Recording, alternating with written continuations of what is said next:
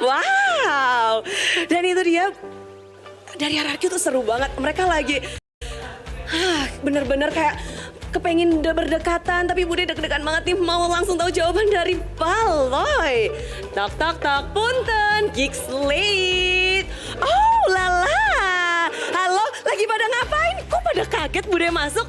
Ini lagi pada ngapain? What are you doing here, Jana Cutie? What is everyone doing? Are you sick now? Yeah, we are sick now.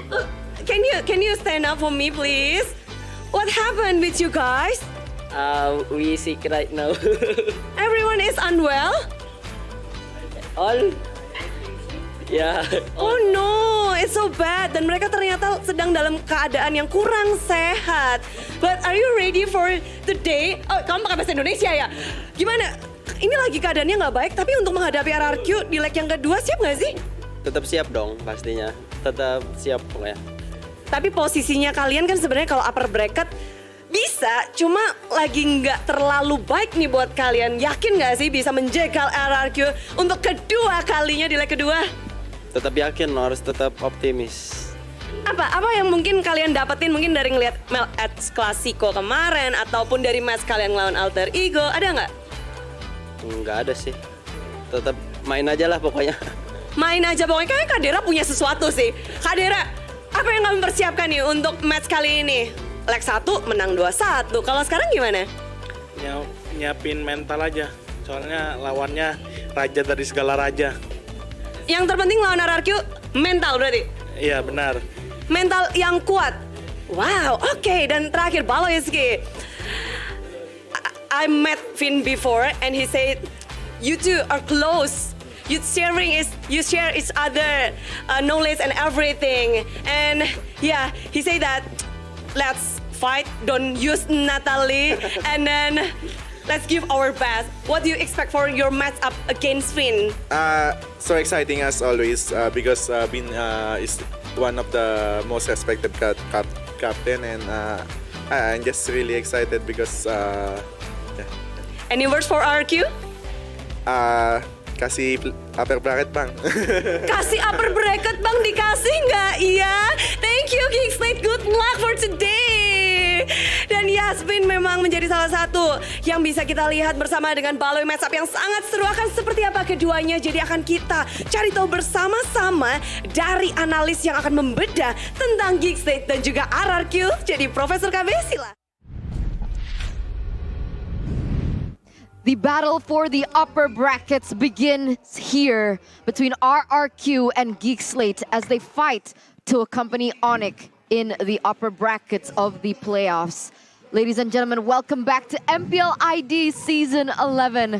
Remember, this is the last week of the regular season before we pick up our bags and head off to the playoffs.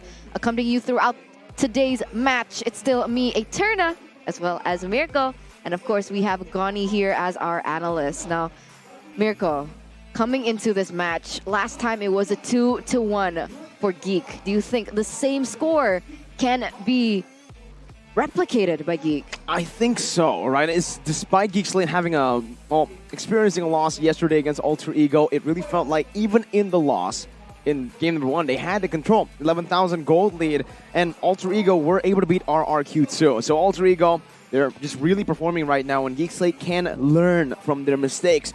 RQ, though, with the momentum, they can also go for revenge this time around in leg 2. It's going to be very interesting here to see the changes from both teams, right? Let's see here. From gameplay-wise, leg 1, actually Geek Slate, they were able to somehow dominate in one of the games of against RRQ. Let's see here. Game 1. It seems like Geek Slate with Luke as well. In that EXP position, they were able to find more pickups. Though, in that first game, of course, Vin, signature Kufra this season, he was merciless, right? RQ, they were able to grab more than just one team fight, of course. Take a look at this re-engage here. Sure, Baloyski almost got the catch, but it was the reinforcements again. So, with Rembo, it seems like RQ, this season, they're a little bit more just aggressive, right?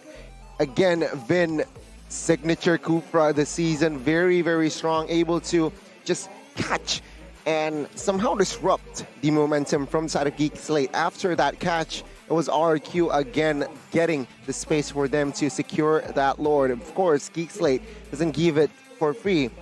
It's just the matter of Beloyski here in this Kaja that wasn't really shining in that first game. It seems like RRQ, they were able to again just read Beloyski's position out.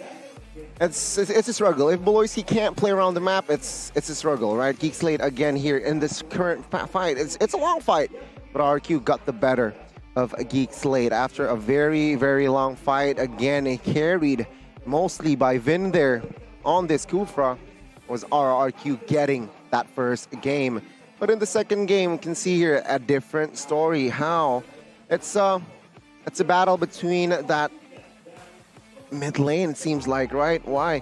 A boy on the Farsa is able to just deal more on the Valentina, rather, can deal and position himself very, very well in the most of the team fights, where RRQ, they weren't able to replicate the same success, right? It was still Beloyski on the Kaja, but the difference was the Skylar was on that Beatrix, which seems just a little bit too vulnerable here for the side of RRQ, and exploited, capitalized by the side of Geek Slate. This fight was, I feel like, where Geek Slate finally grabbed the momentum, taking Lemon down first. And after that, they gain the map more. And of course, getting that Lord was also very, very crucial in that second game. Seems like, again, Geek Slate was just different. Jana was on the tank slot. Nobody can catch him, really, even though Vin was on that Kufra. But the fast hands of Jana was just a little bit too much for the side of RQ to handle. And in the third game, the same story here. Alberto gets that Vanny in the draft.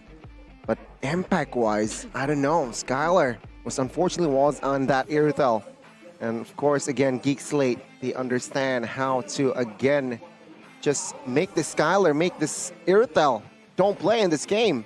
Unfortunately, again, perhaps in the drafts in leg 2, we'll not see an Irithel, of course, from Skylar. But we might see a hero such as Beatrix again, perhaps, here forward side of RQ, because it seems like Beatrix now can be prio in the hands of Skylar.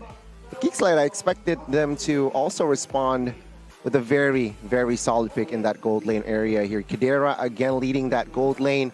Very reliable in this season. Team fight-wise, Geek Slate in Game 3 was just much, much better. Again, Jana was on that tank slot, so will it be repeated is the question here. Beloyski seems like he really likes the Kaja here, so 3 games he's on that Kaja. Perhaps RQ will somehow see the approach coming here in the second leg. I think what you mentioned is really important, right? Drafts. I think when it comes down to micro ability, both of these teams are really up there. I guess the main differentiation is perhaps there's more experience on the side of RRQ, but that draft, it's so important, it's so vital, because in leg number 1, we saw that whoever had the better draft was able to execute a lot better as well and eventually take the game.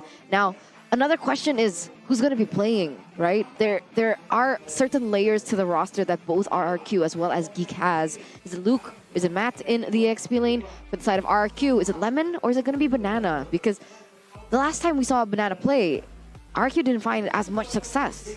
Yesterday, he also played and he found success. So again, we're still seeing Banana develop, right? Like you mentioned, it's still 50-50. We haven't seen Banana reach his full potential just yet, but it seemed like we got a glimpse of his full potential yesterday with a solid Arlet pick.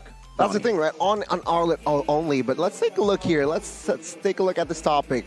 Who will be the Retribution Master in this current match? Jana, or is it Albert, right? 44 turtles, 39 lords. For Jana, 37 turtles, 39 lords. So lord-wise, they're at an even standpoint. Question is, who will have the better Retribution? Who will have the better timing? But also, who will have the better setup, right? Then will he play the Kufra type of hero, or will he play the support type of hero is the question as well. And good point, right? Banana developing his game, but only on one hero. So sample-wise, not very wide. Perhaps he can play around and prove himself that he can play other heroes. Take a look at your screen. Lemon, is he going to play, or is it going to be the other fruit? Let's talk about the keys to victory as well for the side of RRQ here. You know what? Lemon or Banana, or is it Clay or Rainbow is the question, right? Again, back to the keys to victory. It's winning the matchup in the XP. Very, very crucial. Why? Both members, either Lemon or Banana, they need to also withstand the aggressive EXP from Luke, and also anticipating Beloyski's movements. Why? Beloyski, he likes to play the pick-offs. He likes to play the Natalias, the Kaja. He doesn't really do well this season with that Kufra, so perhaps, again, the pick-off roamer, perhaps they need to anticipate that. And also on the other side, let's see here, Luke, again, winning his lane, but also they need to optimize the targeting in objective contests. So they need to perhaps target more on towards the mid laner, on towards the gold laner, or zone out the jungler. Zone out Albert is also the way to go. And of course, be wary of RRQ's counter setups, because they like to re-engage. They like to play the kiting style as well. So it's going to be very tricky here for side of Geek Slate. But in leg one, they managed to handle RRQ in a reverse sweep fashion as well. So RRQ, they're in the hot seat this time. Yeah, and coming back to the keys to victory for RQ, anticipate Beloyski's movements. We don't see this very often, but a lot of teams who go against Geek Slate, they all in on the tank. And that's not usually the hero that you want to take down and like just dry out all your resources onto, but that is something that we see often for Beloyski in particular. And the question is why, right? Why would you go to all that great length and take out all your resources on this one person? And I think we all know why, right? Beloyski, he's such a impact towards the team, micro-wise, macro as well. And that's why in the interview when Bude Clara Mongstar asked Vin, what can you say, what message do you have to Geek? He literally said that we don't want to meet Natalia. So that's going to be something that we can expect from the bans as well. It's not just a really good hero for Beloyski in terms of pickoff, but we've seen that he's actually been able to do more with that, have an impact on the map, create imbalances in terms of how much domination you have over the map.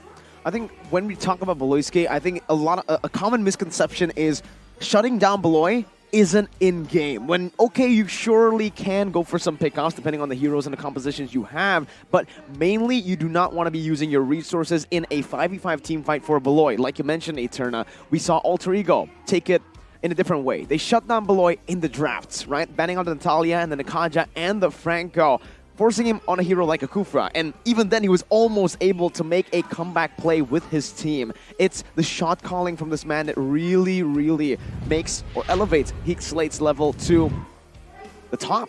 That's how Geek Slate has been popping off. All right. And now we're going to see the official team lineup for both of these teams. Lemon is not going to be playing, ladies and gentlemen. It's Banana in the EXP lane once again. Rainbow going to be subbed out as well. Clay in that mid lane. Exactly. As we are moments away of seeing Geek Slate as well. Will it be Luke or will it be Matt? Luke. The answer is a Luke. The main five for Geek Slate with a boy, Chidera, Jana Cutie, and Beloyski. Now, with Banana stepping into the fray here in their matchup, does he have what it takes to go against the new King Slayers? But does Geek Slate has what it takes to secure an upper bracket slot in their first ever playoffs run? Welcome, Geek Slate! Welcome, Geek Slate, indeed. And take a look at their faces. They're relaxed. They're ready. And it's going to be Luke this time again, trying to win in that EXP. Facing Banana, though, that's the first time this season. That's the first time in MPL history. We're going to see here, perhaps, Banana, can he withstand the pressure of Luke? We'll see, because it all comes back down to the lane matchups, right? The gold lane is going to be also very vital, right, between Skylar as well as Chidera. And we are going to see the King Slayers coming up on stage. Once again, you got to welcome them right here. Ladies and gentlemen, give it up for Rex, Regum, Kaon. RRQ. Wow, they're tall. And let's see RRQ. Let's just very...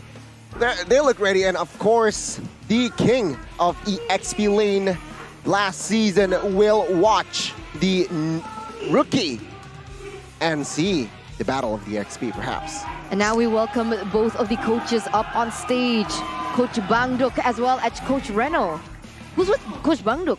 It's the new coach that has just been promoted from the MDL, Coach Rave, who's helped Bangduk in the El Clasico win yesterday. It does seem like they have found a good spot in the team for Rave. It's going to be very interesting here. It seems like, though, 2 wins in Bangduk's bag, right? 2 matches already, 2 wins. Technically, the Aura match is going to be aired very soon. But let's see here, right? Let's see what will Bangduk bring to the table. Again, going up with the contender this season. Now, if we're talking about the most picks and bans here, Bangduk, well, previously it was Arcadia and as well as Feel. Mostly RQ, they prioritized again the mid lane, seems like Farsa picked up 13 times, whereas Eve is mostly banned out by the opponent and by themselves. So I feel like they're more comfortable with that Farsa pick and somehow forcing the opponents to not play a high ground quote-unquote hero here with the usual matchup of Farsa and Eve. But also they prioritize Claude if given, and also Fredrin given to Albert mostly here this season. So it's a very, very balanced draft. Like we see the most picks is Kufra, Glue as well on that EXP. Very, very balanced. But on the other side, they like the Fredrin prioritizing again. Fredrin, most teams has this data, right? Fredrin most picked. Banned opponent, of course, very, very odd, very unique. Setting apart from the other teams is that Natalia banned 20 times banned out. So again, Geek Slate with their philosophy, with their identity, with Baloyski in the helms, in the Land of Dawn, seems like it's a sure thing. 100% KP with that Natalia. Despite it being banned, or despite it being very new actually, the Arlet is also one of the most picked heroes for the side of Geek Slate. So it really shows that they really want to go up against these 5v5s. They want to take the team fights. With the Arlet, it combos together really well with a boy wanting to go for the Paramis, a hero that does really well up against clumped up teams as well. But we are going to take a look at RQ's match history here. Still super solid. Very solid, right? I mean, going up against Geek Slate. Now, next is going to be Rebellion and, of course, Aura. It's going to be a very, very tough uphill battle, perhaps, for the side of RRQ. But remember, the last time that RRQ met up with Geek Slate, that was when they begun their lose streak. So it's a little bit of history for RRQ as well as Geek. Luckily, after the match against Bigatron, when they met up against Onyx, they were able to regain their momentum. But this was a team that pushed them there. And it's a little bit different of a story here for Geek Slate. Earlier on, it felt like they were on a bit of a lose streak here, 4 times lost. But afterwards, they were able to come together, find their synergy, get on the same page, and make it all the way up to top 2, top 3 right now. And next, they only have 2 more matches against RRQ and Bigatron to further solidify their place in second. Yeah, there were no talks at all about Geek Slate in the contending upper bracket. There weren't a contender in that upper bracket, but towards the second leg, almost before the second leg, they were suddenly in the talks, right? Claiming the second position, and they're still in the right track, winning, getting this dub against RQ. It's going to be very crucial, seeing them only 2 matches, well, 1 match after this left for the side of Geek Slate. So they need to win this match, and also they need to win the last match against Bigatron. looking at it, man, honestly, this is it, right, for Geek Slate. If they really want to be in the upper brackets, they gotta beat RRQ. The gatekeeper for the upper brackets as we enter the drafting phase here for game number 1 in this upper bracket showdown. Let's see, RQ will open the ban, of course, with the Natalia ban, Fanny, and as well as 1-1. Meanwhile, Geek Slate will open in the first phase the Fredrin, the Joy, and the Claude. Yeah, this time around in game number 1, remember RRQ with the first pick. And so they do have the option of prioritizing a hero that is Arlet. So really sticking to the stats beforehand. With the Arlet being picked up, it should be for Banana. Yeah. And now Geek, how are they going to respond to this? The Yves is still available for them to pick up, the Faramis as well, and even the Valentina. There's a lot of heroes still up for grabs. With Fredrin banned out, though, Geek Slate, they might be able to put some pressure, I would say, in the mid lane, right? That's super important here for Geek Slate. Securing a hero for Beloy and even in the mid lane for a boy gives a lot of power for Geek Slate to Geek Slate. Forza pick, here comes a hero that they can go for, but instead, go for the Eve, like you said, Eterna and the Yu Zhong, a hero that does really good in lane up against the Arlet. Yeah, it's going to be very interesting, right, Luke, going up against Banana. And yeah, Yu Zhong lanes very, very well against Arlet. The lifesteal just outlive Arlet, and perhaps that's going to be the challenge here for the side of Banana in a somehow losing hero in that lane. RQ, though, they need to secure a winning lane, perhaps in that gold, and perhaps some Melissa early could do them good here. Melissa and Farsa, again, giving a signature hero for Scalay this season. I don't know, but yeah, exactly. I don't know about the Farsa. I do agree with the Melissa, but not the Farsa here. Valentina definitely is the better option. I think the real world manipulation is a possibility for them to pick up for themselves. Very quick here, Geek respond with a Beatrix. Interesting choice here to go with the Beatrix, despite seeing the Melissa already. Beatrix, obviously in lane, going to have a pretty hard time up against a Melissa. It is still a skill matchup in the end. It really depends on how creative you can be on that Melissa. If you go on to Bennett and keep on, if you keep on shoving the lanes, then using your Renner for poke and landing those Renner shots, then maybe you can come up ahead. Still, definitely the advantage is on the hands of Skylar on this Melissa, as we have a comment from the man, the myth, the legend, Bangduk. There's one thing they, Phil and Arcadia, are concerned about. It's understanding the children's characteristics first. That's why I'm paying attention to it personally. Interesting. Seems like he's doing quite a good job so far. He's been able to, it seems like he's been able to really synergize well with the team as well, realizing their vision as well as their comfort heroes, and that's kind of put RRQ in a bit of a win streak so far. And now, coming back into the bans, we can see respect bans towards the mid laners all around here. Lolita, Kufra, the Kaja as well, taken away for Beloyski. But there's still a few options on the board. Do they want to commit fully onto a Beloyski ban? Maybe, right? Perhaps that is the key. I mean, Geeks like they banned out Vin as well. Lolita and as well as that Kufra banned away.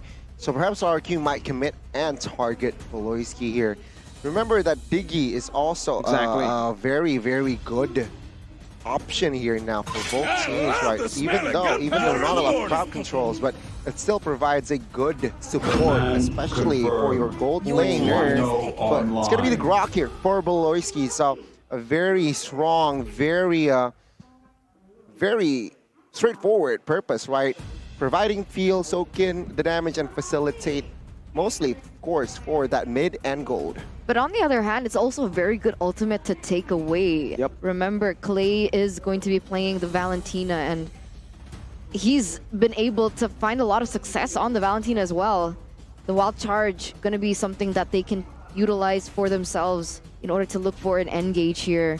But RQ, in order to close the drafts, they need to secure, assumingly, here a roamer as well as a jungler. Akai is still available, Martis as well. Do they want to go for an assassin, maybe? Fight for the We'll see. ultimate Hilda answer. going to be the choice here for Vin, accompanied by the Hayabusa. Well, there you go. The Hilda pick here is pretty interesting. They wanted to pick up the Hayabusa, understanding the Grok can still be flexed in the jungle. They pick up the Hilda first. Again, just trying to give or set Albert up for success in the jungle on the Assassin, also denying that Hilda pick away from Geek Slate. Now, Geek, do they want to take this Grok into their own position or the jungle? They can certainly still go for something like a Diggy, but with the Hilda pickup as well, it also kind of denies that Diggy pick and the Grok flex. I think for Geek Slate at this point, Paramus Rome, why not?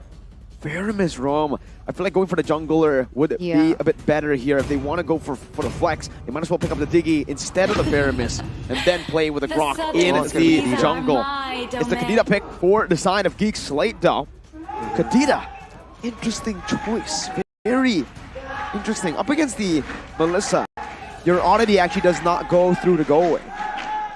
But we're taking a look at the audience prediction now. RRQ with 83%. The Kingdom really coming through here for this match. Very interesting. Geek Slate, if they win, it's going to be an upset victory. As once again, we are moments away of stepping into the line of dawn. Both compositions have been set in stone, and I do agree with you. Kadita, Grok. It's going to be very difficult for them to dive into that back line and target the Melissa.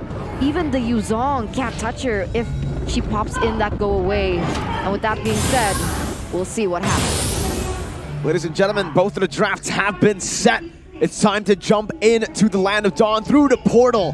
As again, it's RRQ versus Geek Slate for the upper brackets. Welcome to the Land of Dawn, ladies and gentlemen. It's time for game number 1.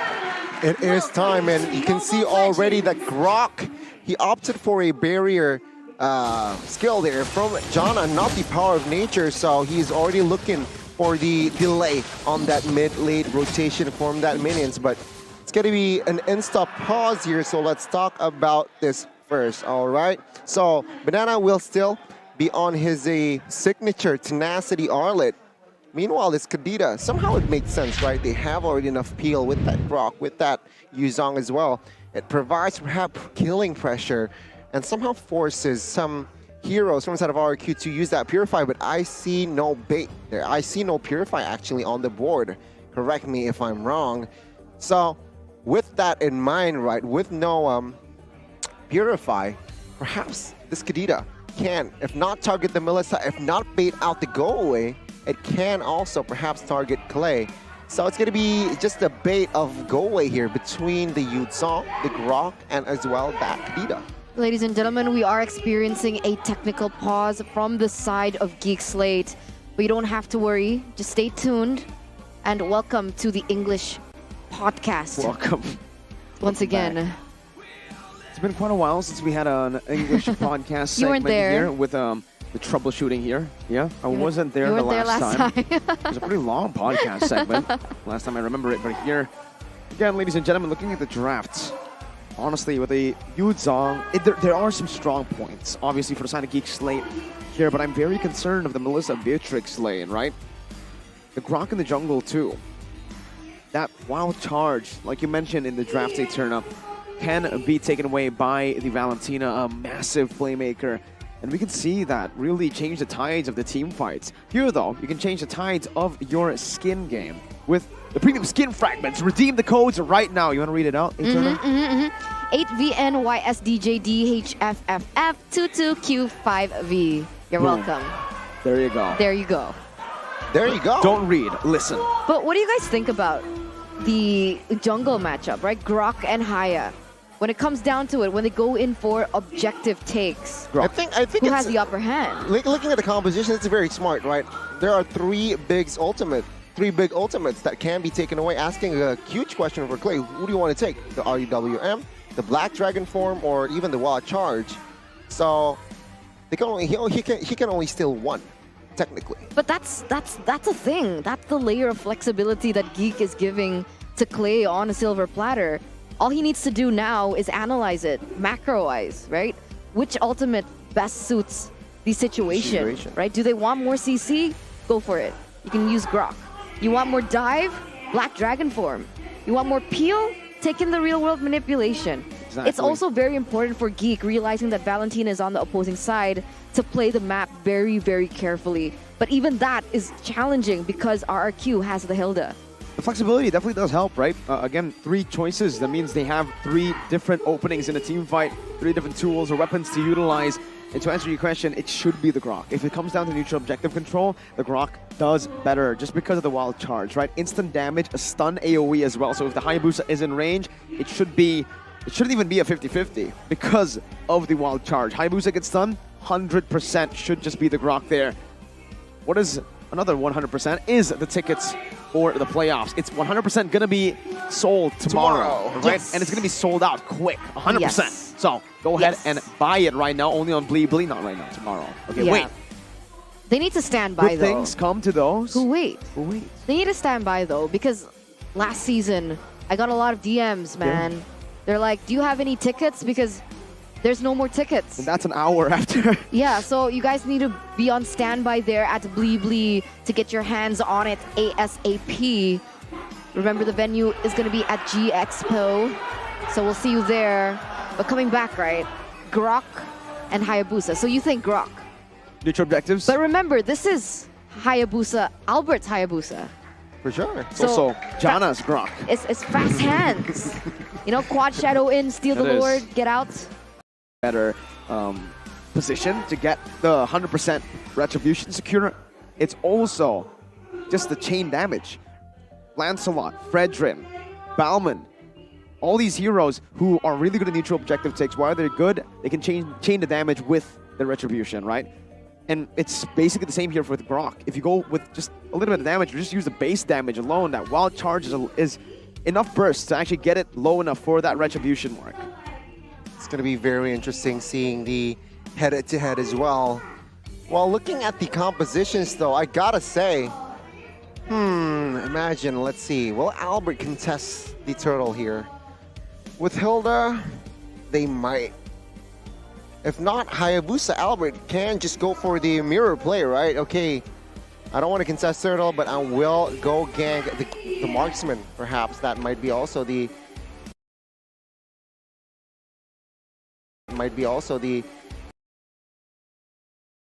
case here for its first game if he does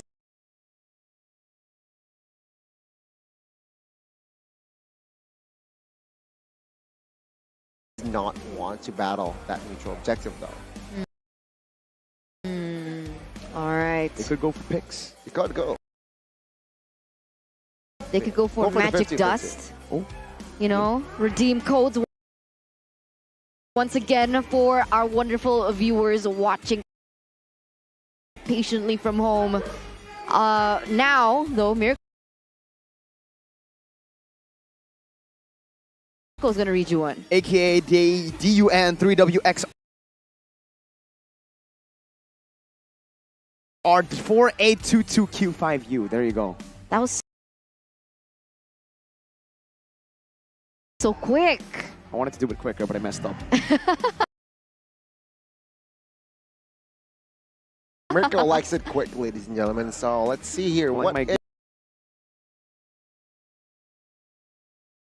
games going quick, you know, to- 12-minute games. For sure. 'Cause Like something we saw it's earlier. just easy points for me. Oh, I am a pretty high-ranked individual. are you like 1,000 now? 1,158. Seriously? So you got the So bling bling. awesome. I got the bling bling, you're right. And it's not only on Melissa, by the way. Thank you. It was on Also Melissa the one. and Wanwan. There you go. And Brody. Once. It's like 2 games on Brody. I think I've watched you play Ling. That was last season. that 2 was last seasons season. ago. Oh, that was Not 2 right? seasons ago. Mulling is amazing. That's why I don't play it. It's too easy of a game if I go Oh. for these Listen, assassins. this is a fact, right? If Mirko likes the Ling, if Mirko plays the Ling full season, Kyrie won't play in Onyx. It will be Mirko. There you go. There you Right? And then Onyx you will guys- recruit Mirko. Fun And then fact. you guys will lose Miracle on the English dust. It's exactly. He will play Everybody's gonna while cry. casting. It's like, yeah, there you go, Donnie. Oh, like Sans. Like No. Sans.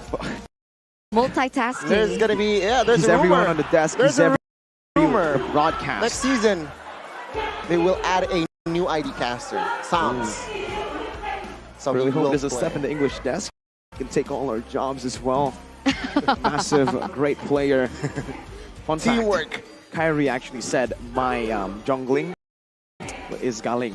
I carried him to an MCL trophy back at M3. You can confirm it with Wolf, Gideon, Wow. LaFell. Oh, okay. It's facts. There you go, And ladies Leo. and gentlemen. He carried you, Mirko. No, he told Wolf particularly, and Beloy. This jungler is Galing, which means good in Tagalog. I think he just doesn't want What were you you to cry. playing? What were you playing? I was playing Yi Sun Shin. Oh. Back before it was Yi Sun Shin, it was Mirko Sun Shin. MSS. MSS. Back to the MSS. topic though, Yi Sun Shin is no longer in the meta. It's pretty garbage in the meta right now. I tried playing it, it's horrible. And that's why we Yeah, don't see they it need here. to buff Yusin Shin, honestly. I think it's really tough, right? Because right now, I think maybe with the emblem changes later on in the season, we might see a change in the meta as well for the jungle. But right now, we're stuck in the utility meta, man. Stuck. We're stuck. We see a few assassins here and there. We saw Ling just earlier with Super Ken picking up 13 kills. But it's time to jump in, back into the game. Yay, finally! As we jump in once again here for game number 1 between RRQ and Geek. And we can already see here Vin trying to put some pressure on to Chidera in that gold lane, giving Skylar a little bit more space to work around. And Vin just being a nuisance already here in the early game. Seems like, again here, right? Rotation-wise, it's still okay, but Albert here, he is almost level 4. So with this camp cleared, he might be able to go gank the bot side here. It's a 3v2. Let's see. Interesting choice by Vin right now. A lot of damage placed on to Beloy with the models as well as the shadow kill comes through in the bottom side. That's going to be first blood over to Albert. A boy now rotating down below, dealing some damage onto Vin, who's going to be able to actually put some pressure down once again. Chidera is able to clear the wave out, but it should just be Skylar who bullies him entirely. Vin going for a solo kill now on a boy. Very aggressive here, Vin, once again, but oh my god, still second! No, man. That's what the assassin was picked for. That's the high and dry at work. Yeah, no response whatsoever, right? I mean, Hayabusa is deadly, and there you go. It was a 3v2 earlier. Takes down Beloyski, but he knows, Albert knows that he hasn't, his job wasn't done. He takes another. Now he is moving on to the turtle. Let's see. Black Dragon form going to be popped in right now by Luke, and that's going to be Jana who secures the retribution, and the wild charge connects onto 3. And just like that, it's Geek Slate who turned the tides just a bit. Clay has stolen the wild charge, going to be poked down and slowed down the barrier as well, forcing the flicker out from Clay. He has the wild charge, now the purple buff going to be stolen away most likely by the likes of Geek Slate, but Albert has saved that retribution for the purple. All right, now RQ, despite losing that turtle towards Geek Slate, they are still sitting at a slight gold lead. And this was my concern here in the early game. Well, maybe throughout the entirety of the game. Which hero in the hands of Geek Slate has the CC to prevent Albert from snowballing from this early game? Oh, I feel like only the wall charge, right? Right, very clear. Also, perhaps the petrify, but it's not a really a sure thing indeed. But that wall charge with that 1.8 second stun, it can somehow break the momentum of Albert. Right now, Chidera Gonna be able to clear a lot faster. But Albert and Vin come back down here to put more pressure onto him. Remember, Chidera already sitting at a 0-1-0, already punished. Meanwhile, Skylar with 2 assists. Jana. Wild charge on to Vin. The Petrifying going to be used as well, as that's Jana with the power of nature securing Geek Slate's 3rd kill. Good Renner's apathy over to Skylar right now. In the top side, we do see Luke versus Banana here. A boy going to be able to flicker out of range. And RRQ will be able to push the tempo. Play now looking for some damage with a wild charge. Finds the kill, but he's going to be caught under both Tier 1 and Tier 2. The barrier is going to be placed down, and Clay will be pinched down by the Jana and Beloy! But Clay is able to dash away. I thought he was just waiting there, knowing his fate, but he's actually able to outplay the situation. And RRQ, another pickoff on the board in that mid side, taking Beloyski down. They're now standing at a 1,500 gold lead as they make their way to the next neutral objective, which is that turtle. Well played by Geek Slate, but even better by RRQ as Banana looks for more. Now with a stun onto Jana. That Vengeance is not going to be able to get the reset. The final slash going to be cancelled away by the power of nature. That's going to be the wild charge and the RWM combo together. Banana going to fall most likely to the passive, but will be able to flicker out to safety. Beloy now caught in the midst of it all. The power of wildness silences him as Jana looks for the retribution, but it's Albert who picks it up. Now with Finn picking up a double. Luke will be caught all alone, and RRQ finds a 4-0. Oh, they wasted a lot of resources on towards Banana, who he survived, right? So he didn't even die in that sense. Petrify was used, RWM was used, and after that RQ, they were cleaning house. Let's see here, Kadera again pressure, 3v1 bot side, 3v2 rather. Yeah, 5v1 in terms of the talent's prediction. Well Everyone played. opted for RRQ other than Kabe, who thinks Geek has a chance, but in the top side, Whoa, it's Albert! You thought the shadow kill wasn't enough, he has the quad shadow. Oh my god, again, deadly mechanics there displayed in RRQ. 5 minutes and 3,500 goal lead here, and it's not looking good here for the side of the Geeks. Jana again now pressured in his own jungle. Vin, very annoying here, collected himself a 3-2-2, and the structure bot side will not fall yet, but Beloy moves in. Beautiful rough waves right there as Clay is forced to use the wild charge defensively. Vin going to be caught by a bit right now as the utility does connect. Just a little bit of slows, but Vin will be able to win out in this trade, getting some more damage on to Jana, who's forced back into the mid lane. Beloy, no Petrify, uses the Breath of the Ocean and the Oddity to get out as the boy is still in the bottom side, just trying to relieve off some pressure for his gold laner. Beloy with the conceal once again. Skylar going to be knocked up, but pops he go away in time. Jana has the wild charge, but Banana will be able to disengage. Now it's going to be the real world manipulation and the Petrify combo together. Banana taken down. The bottom side river has been, will be chased now. It's going to be Beloy who's going to be caught, terrified, and taken out. But Albert finds the Mega.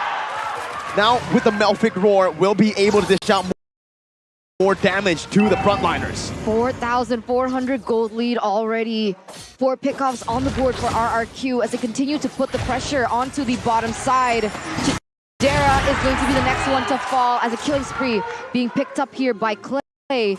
And this is the issue. Geek Slate, in the long run, they rely heavily onto the damage from Chidera, and the fact that he's been shut down 2 times already, a level below Skylar, and I'm pretty sure items behind Skylar as well here in the early game. It's very difficult to see Geek Slate coming back from this, especially with the Hilda pickup, who was built for the rush and the pressure to the back line, and that being specifically for Chidera. Very tough indeed here already. The top and the bottom structure outer turret has been taken down, which means RRQ will have more ground. Take a look at the items as well already. On his way towards BOD perhaps here from side of Hayabusa, knowing that he is already 3,000 almost ahead if we compare it to the Grok. So Hunter Strike, Malefic, and BOD is going to be nasty. Jana, though, caught almost there. Again, RRQ displaying a very dominant fashion, very dominant gameplay. And they look for the mid here. Will Geek be able to defend this one? Seems like for now they will. Again, from the side of Geek Slate, they're playing rather passively and for a reason now, right? They're very behind. It's very tough for them to find the right fights, and props to Albert, right? Finding the right quad shadows, finding the right kills, and this is it. Everything used, literally to shut Vin down. It's a shutdown though, so it is not bad at all for Geek Slate using those resources. It's going to be very interesting again seeing the RQ's rotation here. Vin with the shutdown, doesn't seem like it shaped RQ's momentum, maintaining pressure here. Still 20 seconds on the first Lord, and now it seems like still Skylar just free farming up to this point. He had no response yet for Geek Slate by Geek Slate onto RRQ. And things are going to collide as both of these teams want to set up for the next neutral objective, which is the first Lord.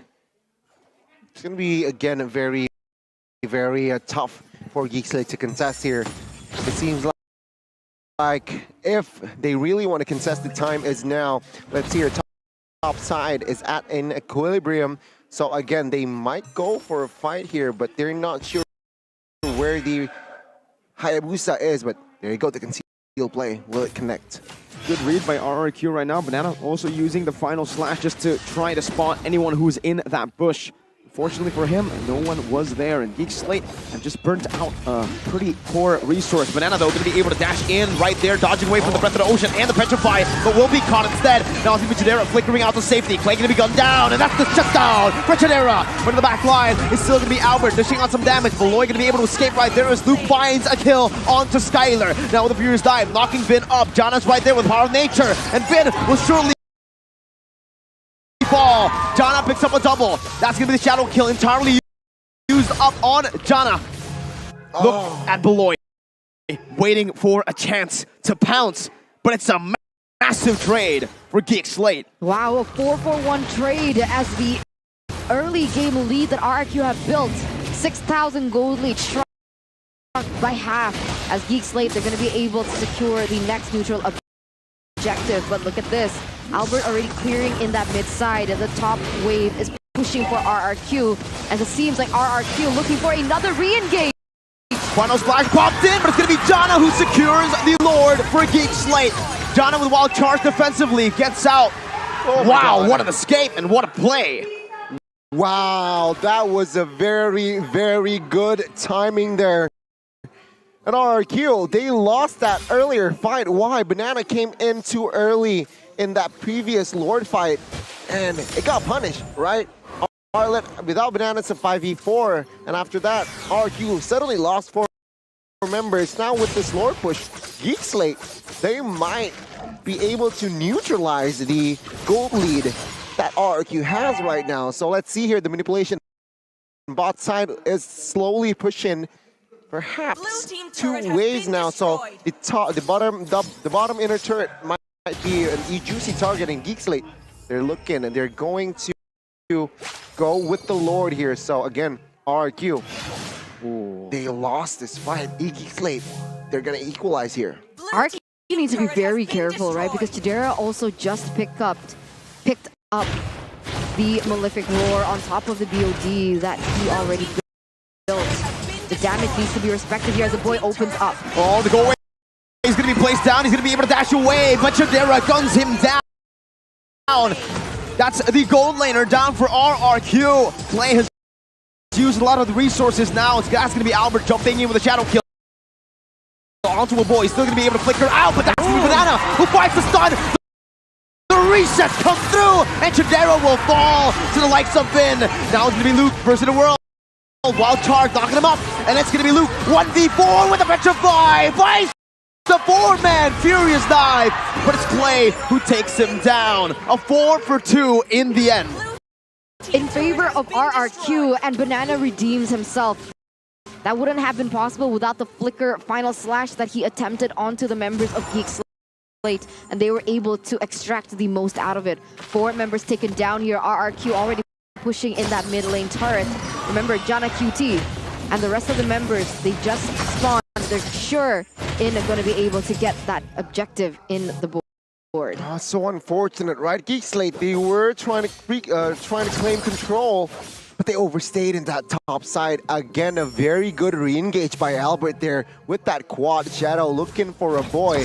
And you're right, it's a good follow-up as well from Banana to just secure that kill and also secure that team fight, which again just breaks the momentum from the side of Geek Slate. Take a look at the player's goal here. Still, top 3, it's still 2 RRQ members here, being Albert and Skylar. But Kadira, he's not far behind here, so they need to be careful. Oh my God, on the insta-burst. What was that? Beloy one-shotted. That's so much damage. I mean, I guess it makes sense. Is Beloyski building full damage? Yeah, I mean, on a Kadira, of course he will, but yeah, I feel like the burst damage, the physical burst was just evident, right? The Hunter Strike, the penetration item, again built by Albert. Malefic War, also BOD, I believe, has been secured, so physical burst damage there. Oh, take a look at that side. Good pick off right there. The roamer for the roamer right now. Beloy's gonna be able to respawn. That's Geek Slate with a man's advantage now. Clay stealing away with the wild charge. A boy gonna be caught. Has a flicker to get out. Doesn't have the RW to play with just now, but it's gonna be Chadero who's gonna be able to cover for his mid laner. RRQ resetting. Geek Slate with a man advantage. They're looking for more control as they clear out the mid lane. It's going to be, again, a very, very interesting matchup indeed here. As Geek Slate, they managed to respond with Beloyski's death earlier, right? Been insta-bursted as well, and now Beloyski with the flicker. Good flicker by Banana right there. That's going to be still Jana who's going to be melted down right now as Banana jumps in with the wild charge connection. That's going to be the petrify, and everything used. Skyland with nature, and the go away. Not going to be able to survive, but it's going to be Albert who secures the retribution. Geek Slate have won the team fight, but they've lost the Lord. Switcheroo situation happening here as RRQ. They are going to be able to secure the neutral objective, but lose the team fight. A little bit similar, but oh, a lot of resources wasted on to Vin here. As Albert, it seems like he's looking for another engage perhaps here. Vin here waiting for the right timing, but with just they're lacking in manpower to give pressure first out of Geek Slate. So Geek Slate with 4 members in play, they will take care of the Lord there in that mid side. Top side though is still pushing, and of course Geek Slate, they need to somehow exploit this fag. Albert is busy invading the jungles of Jana, so that's also still a win. Let's take a look at the replay here. What really happened in that Lord fight? Let's see. Jana baited most of the resources with that clutch wall charge and the follow-up.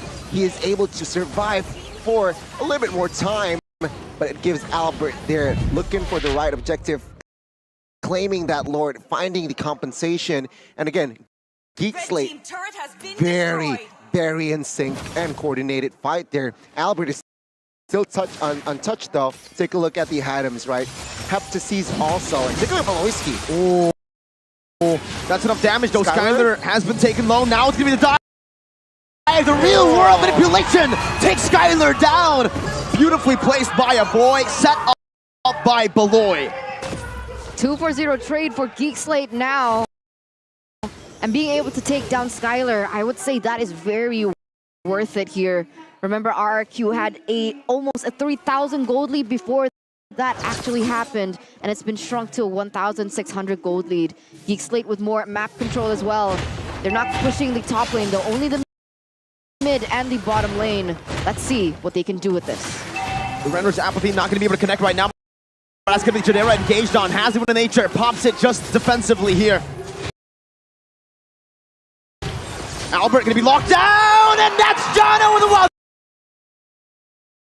charge. Luke now in the midst of it all jumps in with a petrify to take Albert down for the first time in this game. Luke still able to survive as Clay jumps in for some damage, but won't be able to find it. Now with the flicker and the Terrify finds Luke, but that's going to be a boy who gets caught as well. Base turret traded in for 2 members of Geek Slate. Oh, slight overstay there from side of Geek Slate. Sure, they got Albert. They should have just go out and fall back. What they did was they stuck around there a little bit, and which Skylar was able to somehow give damage from that backside. Take a look at item here. Wind of Nature also for Skylar, full items as well here, plus the Hot Claws. So it gives extra survivability for that goal laner, but oh, and another engage. Bennett's Rage, Wild Charge, Rough Waves. Wow. 3 ultimates and Vin survives. Wow, that's a lot, and that's right before the next Lord spawns. That's going to be information for RRQ to utilize in their next upcoming collision against Geek Slate here, as Albert picks up another item. Is that going to be important, Bunny, in the next upcoming fight? Very important, right? Let's see here, Clay, and as well as the boy here. You can see both mid laners very, very good in facilitating his team as the anchor. 10 assists and 14 assists for a boy. For Clay earlier, 10, right? So very important role again. And let's see here, in this Lord Dance, it's going to be very crazy. Early on, it was, I feel like, RRQ who got the better luck, right? Losing 3 members, but getting the Lord. Will it be the same this time? Let's see here. Still RRQ though with the 2,000 gold lead. Will they be able to capitalize on that partner here as Geek Slate? They're slowly but surely here trying to play it rather safely. Take a look at the rotation from Kadita here. Perhaps looking for a flank. They're looking for a flank, but they are also trying to manipulate those side lanes, right? They want to be able to push that a little bit more to prevent from RRQ from pushing the pedal or pulling the trigger. You can see there in the bottom side, Geek Slate already being able to utilize those waves to push, and it should push naturally because of RRQ's lack of inhibitor turret as well. So RRQ, they have a little bit more homework to deal with before they go in for the setup. You can see here the Melissa goes back to clear that wave. Once that information pops up, Geek Slate, they're definitely going to pull the trigger. Jana has bought the immortality. Now the Wild Charge going to be able to connect right now. Is asking the Rammer's Apathy from the back by Chadera. Vin going to be gunned down as Chadera flickers forward. Banana caught by Luke, and Geek Slate have found a 2 for 0. Luke in the midst of it all right now, but that's going to be the backup from Geek Slate to help him out. Beloy with a beautiful read, forcing Albert out with a quad shadow. A free Lord conceded over to Geek Slate. The best extraction there for Geek Slate. No members taken down at all. 2 members on the side of RRQ, and they also have the Lord on the way. They need to be very careful about this take, because last time they went in for the siege, they ended up staying and over-committing and instead giving the momentum back onto RRQ. Very important to note was once Melissa shows in the map, Geek Slate, they were able to pull the trigger and fight 5v4, causing RRQ to lose 2 members. Let's see though, with the slow push, are they able to defend? Final slash, but only to get Wild charged up. Banana going to be able to use the resets right now. But in the back line, you do see Albert jumping into the quad shadow. Luke doing the same thing as Beloy will be slain by Vin. Black Dragon form going to be popped in, and Vin will be gunned down once again, melted by the late game Beatrix. Albert with the shadow kill. The base wide open, and Geek Slate will be able to come back to secure game number 1. GG, Geek Slate leading this best of 3 series. Very, very clean performance by Geek. Very subtle, but very lethal indeed. Ladies and gentlemen, RRQ for the first 90 minutes, they were ahead. They were pressuring. They were the ones who, yeah, they were invading the jungles, but slowly but surely it was actually Geek Slate here, forcing RRQ to make mistakes. And in that last Lord fight, it was clear that Skylar had to recall to clear the bot side. But once he showed in the map, the Black Dragon form, the Kadira, the concealed play, just comes in and pulls through. RRQ losing 2 members there, getting the Lord as well for the side of Geek Slate. And they were able to close and strike first in this full best of 3 series. Yeah, losing that inhibitor turret in the bottom side sealed the fate, right, for RRQ there. They need to pay more attention, not just on the team fights or the objectives, but also those side lanes, right? They need to be able to set up a little bit better. I felt like that was lacking from RRQ there in game number 1. And it's very interesting. What was the talents prediction? Was Kabe the only one who voted for Geek? Who was it? Kabe, right? It was KB. Against all the caster predictions. On point prediction by Mr. KB, the professor. But with that win, Geek Slate will be leading this time around. In the first leg, I believe it was RRQ who won game number 1. Was it? And then it was Geek Slate reverse sweeping. RRQ in the match against Onyx and against EVO's Legends as well. Donnie, they were the ones who reverse swept EVO's and Onyx. So there's a pattern here. Reverse sweeps, a lot of reverse sweeps happening in Season 11, so don't get too comfortable just yet. Geek Slate will need to utilize the momentum, but they cannot fall into it. Yeah, I mean, let's see, right? A lot of 2-to-1s results, especially if you take a look at the match history from RQ earlier. A lot of 2-to-1s. Multiple reverse sweeps as well occurred, but this time, will Geek Slate be able to withstand the pressure? Sometimes Geek Slate, they like to win game 1, but in game 2, game 3, sometimes, and I do mean sometimes. Alter Ego. Like Alter Ego, they sometimes lose that momentum. So perhaps it's a reset here, neutralize their vibe and just stay focused in game 2. But take a look at the items here. 20-minute game, but it's almost 43 total kills. That's a lot action-packed, really. Albert collecting 6 kills, but it wasn't enough to close that game. Geek Slate, they were the ones pressured. They were the ones behind on gold. But once Kadira collects his item, Malefic, Wind of Nature, Hunter Strike, BOD has claws. Man, it's so hard to stop this guy. No one can really jump in.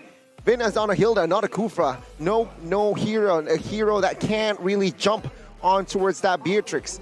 And this is very hard. Sure, you have that Hayabusa, but sometimes Albert, you look at game 1, he targets a boy more than Kadira. Also, another factor, Kadira positioned himself way back, right? He doesn't really show. So again, no one clear to really target Kadira. So there you go, 10-4-6 for the first game. Very, very clinical. Shows composure as well from the side of Beloyski and friends. Remember, he got one-shotted, but also, I guess, it was also just the patience from the side of Geek Slate was also impeccable. They were waiting patiently. They know when to sacrifice turrets. They know when to sacrifice sometimes neutral objectives as well. It's okay. It's not their time, but when the timing is correct, precise, they pull the trigger. Take a look here at the categories. It's going to be 242, Richka and Sandbag, forward side of RQ, but Kadira and a boy will have the carry and the forgotten one, right? The real world manipulation played a huge role in that win as well. And of course, Luke with that black dragon form, multiple times soaking the damage, opening fights as well. Very, very crucial in this composition. Why? You can see, very weak backliner Skylar here, 35% KP. Not a fun time here as a Melissa.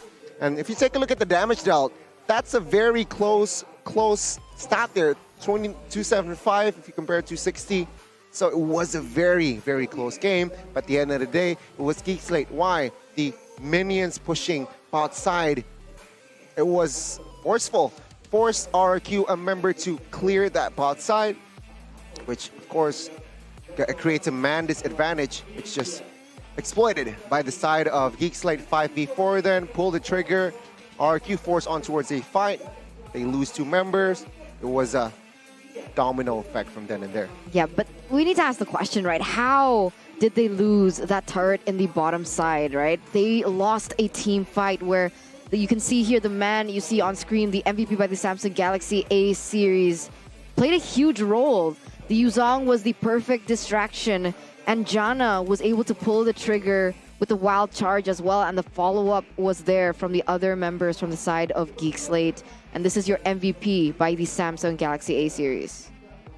Well played once again to Luke, man. I mean, in this game, the winning lane actually played a massive part because even though in the early stage of the game, we saw so much pressure being placed down below, Beloy, massive shout out. Honorable mention for that MVP as well because he was able to distract. With him getting picked off a few times, he bought enough resources to give Chidera a safer lane. And guess what? Chidera went 0-2-2 in the start, but he was able to farm up every single time. He never really lost that much gold. A very, very important role, of course, Beloyski here being the brain. Sometimes, yeah, being the brain in that position, and a very good display of comeback there from Set of Geek Slate. Luke, though, minute 5 till 10, again, all over the map with that Black Dragon form, able to rotate here. Even here, right, minute number 2, we can see early on already with the fight here. Somehow force RRQ, though, here, losing. Again here, Bin was a little bit overextending there, punished. But here, minute number 10, it was pretty clumpy, it was very scrappy. And at the end of the day, it was actually RRQ here, somehow winning the fight. Skylar, though, taken down. This was where we thought Geek Slate, they were ready to take the momentum, but RRQ, with the combination of that Shadow Kill and Arlet towards the back, they were able to capitalize on through 4 members there. You can see here, this is the Lord fight where Vin got insta-bursted. After this, it was here that where Albert got the Lord, but actually RQ, they lost the team fight. And of course, triple kill for Kadera. But after that, Geek, they were just unstoppable here again. This was the potentially final push for the side of Geek Slate. Luke again opening the Yuzong there. It's just too much for the side of RQ to handle. Their wave clear, their high ground, it seems like the composition there wasn't too great, right? With Valentina, sure, it can provide clear, but if you compare it to Yves or Farsa, perhaps that should be the adjustment entering game 2. I think there's also a huge amount of disrespect, honestly, onto Chidera in those final moments. Sure, they were able to shut down Chidera twice, but remember, something like the Beatrix gets that power spike a lot quicker than something like the Melissa. So even though the Beatrix is a little bit behind, but only by sliver, it doesn't mean that she's shut down. Because all she needs is the BOD and honestly the Malefic Roar to be able to push out that damage, and it's very different to something like the Melissa, who's more reliant on several other items. And it's just the gold lead wasn't too far off, and they didn't respect that. And talking about gold, it reminds me of UBS Gold. Ooh. Remember, good things come to those who wait, and Chidera waited very patiently in order to finally be able to have the space to dish out the damage, and you guys can too. Remember, coming soon, limited edition UBS Gold merchandise collection, XMPL Season 11. Keep your eyes peeled for the merch at ubslifestyle.com and of course, UBS Lifestyle e-commerce. But I'm wondering, I'm thinking back onto the game. How were they able to make it work? Because honestly, like face value, I thought RRQ had the better draft. Honestly, looking at the drafts, I actually liked Geek Slate a bit better. Really? Yeah, because of the Yuzong pick that really nullifies just the back line coming in from the side of RRQ. And honestly, looking at Luke's MVP, is kind of what happened, right? Because not only did it have a Yuzong that can really dive, sustain as well.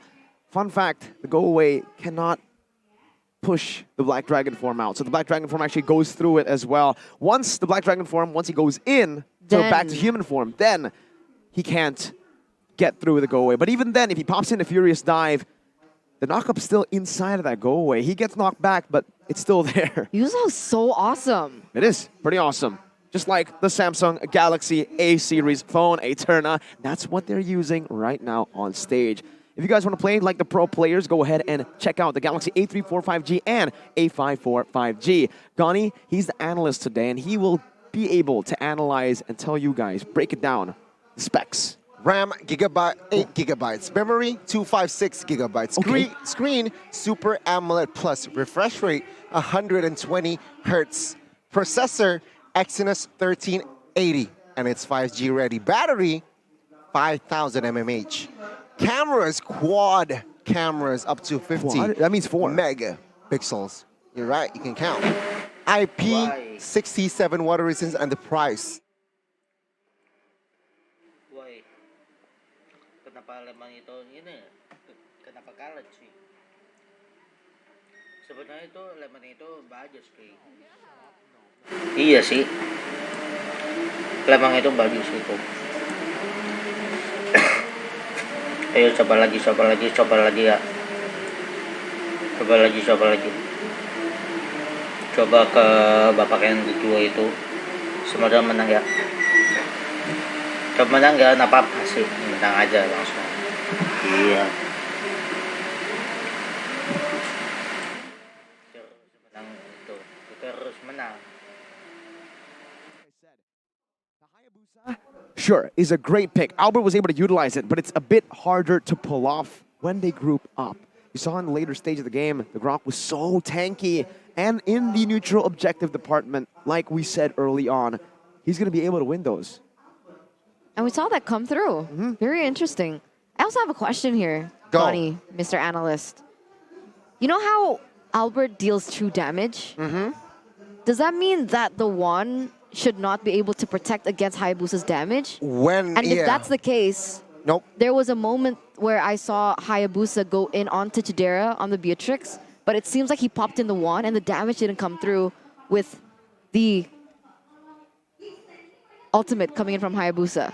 It really depends, right? I feel like with the clumping situation, if you're really clumped up, you can't really connect with that Wind of Nature popped, right? But if that Endless Battle is really active, you know, true damage, it deals true damage, so it can penetrate towards that Wind of Nature. We saw it multiple times already with Leslie as well. The true damage really connects even if you pop that wand. So there you go, I guess. It depends. I feel like with the Beatrix earlier, it's because the shadow kill wasn't really connected. We'll see if we'll see another quad shadow. If the Hayabusa is going to be picked up once again by RRQ, because we are entering now into the second game of the last match of today. And you can see here, Geek as well as RRQ have already opted to swap sides. Geek with the first, RRQ with the second. We see Geek with the Claude as well as the Kufra ban once again, but that's actually quite different. What's your command? Kufra was Your banned team out is in the banned. second phase. Now they've opted to take it away in the first phase. Respecting Vin, you can see a mirror movement coming in from RRQ as well with the Natalia ban as well as the Joey taking it away from Albert too. Well, it seems like now RQ, they're in the hot seat here, but a quick response. They will ban the 1-1 out, saying, yeah, we don't need the Kaja, we don't need the Fredrin. Go pick it up, right? Geek Slate, two heroes that they really like this season. That Kaja, that Fredrin. Or will they go for another hero? But nope, it seems like Geek Slate, they will go for comfort. Securing Fredrin here for Jana instead. Asking a question again, RQ, what are you going to pick up, right? Kaja, is it going to be the Eve? There you go, it's going to be flip switcheroo here. Again, Eve will be placed in the side of RQ, but they seem to take their time here. Perhaps they might actually secure a hero first for Skylar. They might go for the Melissa early here. What about the Arlet actually right here? I think it could work as well. Picking it up for Banana. Zong. What? But then use Zong again. It could be Yu Zong, but this time it's secured. Sebetulnya ini biasanya sekarangkan itu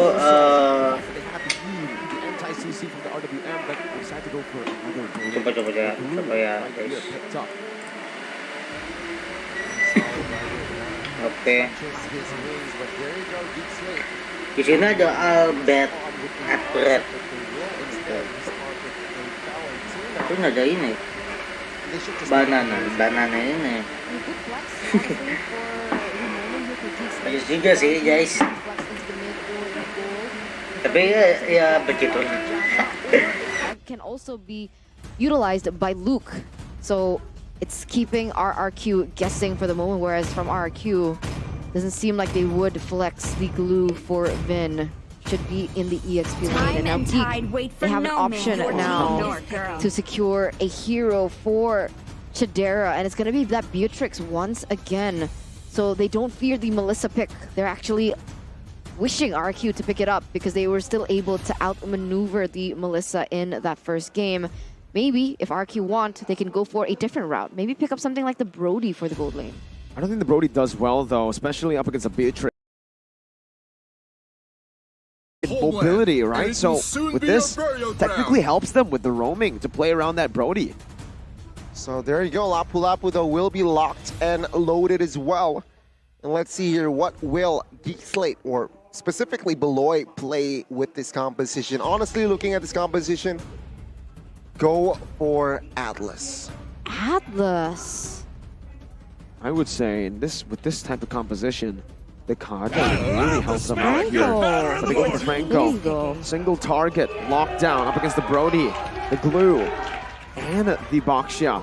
RQ though, now the Kaja is up for grabs. Kufra as well. Kufra's banned out by Geek Slate in the first phase. They respected it, taking it away from Vin. And honestly, from Geek, I love and have loved the Franco and the Beatrix combo way back.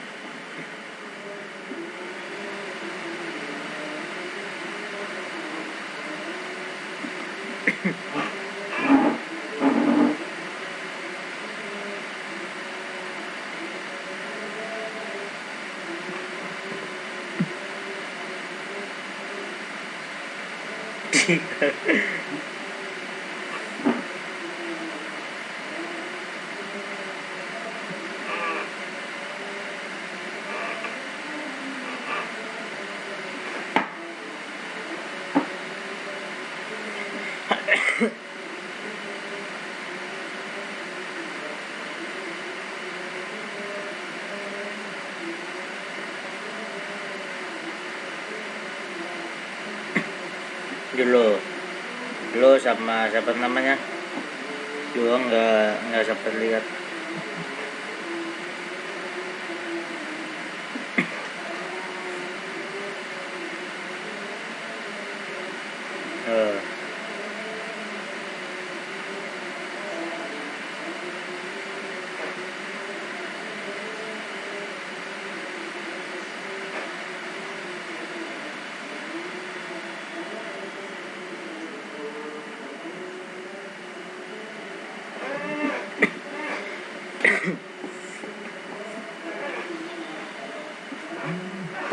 Tank sama ini sih. MM nggak ada ya? Oh ya, MM ada.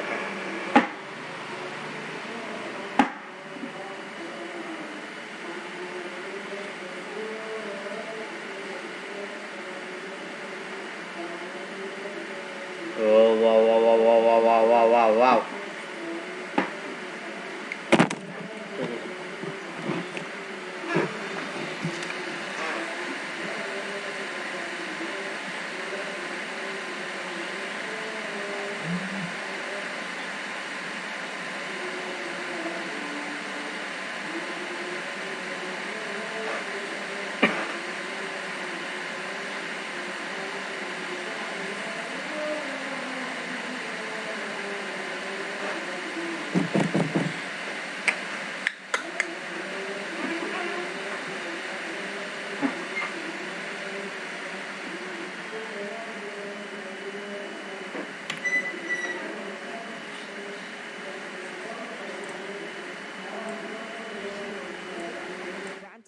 Compared to Jadera in this early game.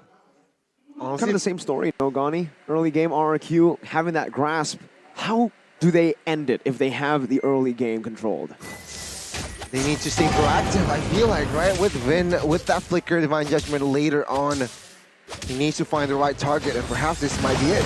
There we go, Albert gonna be engaged on by Luke right there as he finds the sun with the Raven Spider and the Appraiser's Wrath. Say goodbye to Albert's HP bar, disappearing as Beloy lands a hook, but it's only on to Banana who's mounting Luke.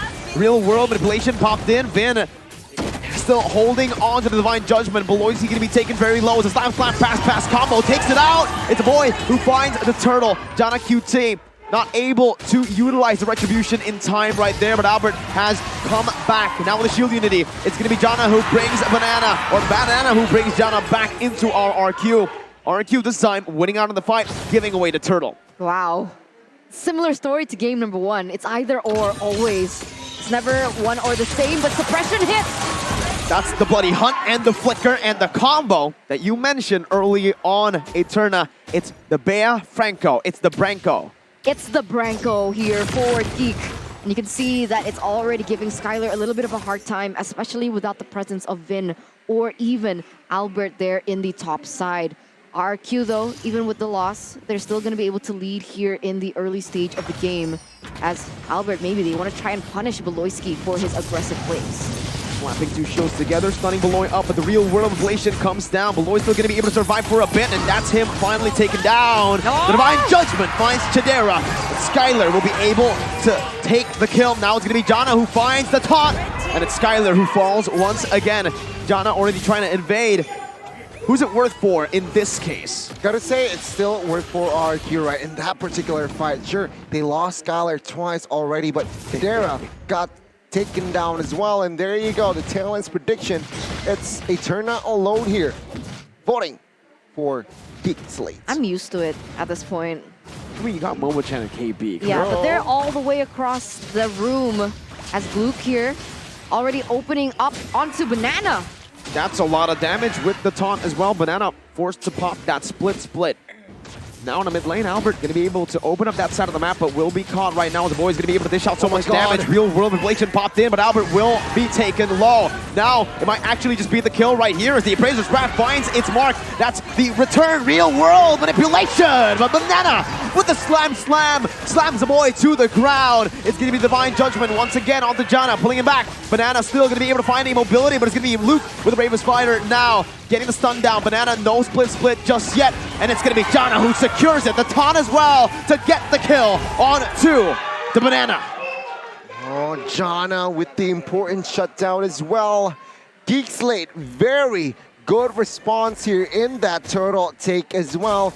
Taking multiple members out, including Albert. It was looking good for side of RQ early on, but Geek Slate with the quick response, quick reinforcements as well. And also, they got the second neutral objective. Take a look at Luke here, already munching the bottom side turret. The first structure here will be likely to fall in that bot side. So another win for the side of Geek Slate here, RQ. They need to find compensation fast here, perhaps in the top side. Let's see. Jana with a knock-up. That's the better range. A taunt as well. Right now, the front to back is completely placed down. A boy with the damage, and the Appraiser's Wrath finds its mark. Beloy gets brought back to the team, but I'd say it's worth it. It's a 2-for-1 for Geek Slate. 2-for-1 for Geek Slate as they are going to be able to shift back the momentum into their hands. And, you know, in the bottom side, whoa, Banana. He rotated all the way to the top side. And he's going to get taken down. Yep, just to die. Yeah, Luke is hungry. He's very hungry. For some banana. He's hungry for some fruits, man. Leg one, it was lemon. Now it's banana.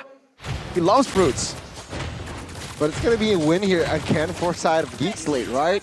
The top structure will fall here. We might see a clean sweep, folks, if this continues. RQ now, they're looking for plays. They're looking for also somehow to slow the tempo down here, because it seems like with the fights early on, they weren't able to find the right fights. Banana earlier rotated top side again, you're right, just to die. And nothing was taken from the side of Geek Slate. RQ, they look a little bit lost here. Let's see here, the last turtle spawns. Will it be a perfect turtle for the side of Geek Slate, or will RQ deny that away? Let's see. This is the final turtle of the game. RQ wanting to contest right now, but Jana going to be able to lock Banana down. They are hungry for fruits once again. Jana with a secure onto the turtle. Albert going to be locked down now. The Appraiser's Wrath finding its mark, and Albert will not fall. The tortoise's puissance is there. The damage reduction for RRQ. He gets taken really low though. gonna be able to force him to be a little bit more defensive. But Beloyski! Beloy with an iron hook. A wise man once told me, Coach Yeb once told me, if you want to beat Beloy, you gotta wave some food in front of him. Whoa. Let's see. And right now they're waving banana in front of him. So literally, right? Yeah. Literally. So don't call it. Well, again, Geek Slate here with a 2,500 gold lead now. Oh, the mid turret there. It's looking juicy. RQ, they need to defend. Taking a look at the items already. Red Beatrix, BOD secured. It's going to be very scary here. Minute number 8, securing that item already. And to add to that, Valentina actually opted for that Clock of Destiny. And Flicker. Oh boy, well played, getting out of the dash, but Banana now is going to be able to isolate the members in the back line. Jana doing the same thing, but will be chunked quite low. Skylar still holding on to some damage. It's still just going to be a 1-4-0 in favor of the Kings. RRQ going to be able to pick up a kill onto Beloyski, and this is what I mentioned. You wouldn't see all-ins on something like a roamer unless the roamer is Beloyski, and it is going to give RRQ an advantage here to prevent him from doing any more on the map. Still a 2,200 gold lead for Geek Slate as we take a look at the gold differences here by UBS Gold. Geek Slate again, right? With this gold lead here, right? Oh, another play perhaps. Here from instead of RQ. Okay, seems like they will not commit. Yeah, RQ expected more proactiveness, but let's see. Once again, is Beloy right now going to be able to lock Albert down as the real world inflation comes down to the other side. It's Chadera with a snipe though. Albert taken down. Jana still in the midst of it all. Luke with the bravest fighter. Clay doesn't have that ultimate. Chadera back into the Nibiru's passion. Beloy not able to land the iron hook on the proper target there. Gets the little glue minions. For the split second that Beloyski was taken down, did you feel how peaceful the game was? Nothing happening on the map. Everything was cool and dandy. Beloyski comes in, gets an engage onto RRQ, and that's when, once again, Geek Slate pull in the gas, and he nearly gets another iron hook onto RRQ. Boy, Chain CC though, beautiful Divine Judgment pickoff from RRQ, finding a trade. 11-11, but objectives, it's still held down by Geek. Well, just the turn from the Divine Judgment there from Vin. Gets it and just turn, pulling towards his team. And if you take a look at the player's gold here, different story. It was RQ earlier with the top 3, but now it's Kadira and Jana. Albert sitting at third and Skylar fourth. So it's still a Geek Slate, but actually Skylar is not far behind. Let's see though, with this Lord push, what will they be able to gain? Seems like RQ, they will still be able to gain that purple buff, but the top inner will be taken out, and the both turret also will be somehow sacrificed, right? RQ will not be able to do anything about it. And let's see here, the base turrets, is the valuable item, so they're gonna valuable structure. Let's see the defense. That's only onto Beloy though. The roamer right now, Tremendous Rage is gonna be able to connect. Beloy gonna be able to flicker out right there with a bloody hunt onto Banana as Luke pinches them in that position. Geek Slate not able to find any compensation for their roamer. Oh, get the tier 2 just right as I say it, with the anti-Kuros now built up. Albert going in with a shield unity, but Luke is able to dash away. Jana now with Retribution, giving him a little bit more movement speed as Skylar secures the Melfic Roar, just to be able to melt down some of these frontliners. Honestly, at that point, I think it's still worth it for Geek, right? Yep. Losing Beloyski, he's gonna resurface. There's no neutral objectives on the board for them to contest anyway. And RQ lose something permanent, which is their turret. Look at the difference though. Beloy 6 deaths, Vin 0 deaths. The difference in styles. Yeah, Beloyski isn't afraid to die per se, right? But take a look at the gold from Skylar and as well as Kadera here. Quite far, right? 600 and BOD secured. Let's see the engage. It's everything connecting, but it's only onto the split split. Jana is going to be able to find a taunt right there, but Vin does not want to look for that single target lock onto Jana. He'd much rather find Beloy right now. And it's again just Geek Slate kind of playing it slow now, waiting for the next neutral objective to spawn. 35 seconds. Seems like RRQ, though, they have the upper hand in terms of the setup. They're going to be able to set up first. It feels like Geek Slate, they're trying to set up those side lanes before anything else. Little mistake that RRQ did in that first game was the setup, and I think they're adapting towards it. You can see here Skylar already pushing in that top side. a slow push building as well in the bottom side, but looks like Geek might want to punish the Brody for it. Not going to be able to just yet, but here we go. The Lord Dance. Seems like here RRQ, they will play this very, very carefully here, realizing that they're heavily relying on Vin to catch an opponent here. And you can see the play. Seems like Vin repositioning in that mid bush. But Geek Slate, take a look at their positioning. Concealed play again. Who will they catch? Nobody. They're just using the conceal to reposition. It seems like Voloisky is moving on towards RRQ members as well as Jana. Let's see now. Jana taunting Vin up right now. Going to be able to engage onto Vin right now. That's a lot of resources spent onto Banana. A flicker from Beloy as well. The retry from Jana QT as Beloy does not connect onto that iron hook. Banana going to be able to act as the front line right now. Vin will be able to find a boy, but he's still going to be able to escape for a bit before he steals away the Torn Apart memory. Jadera now going to be zoned away by the real world manipulation.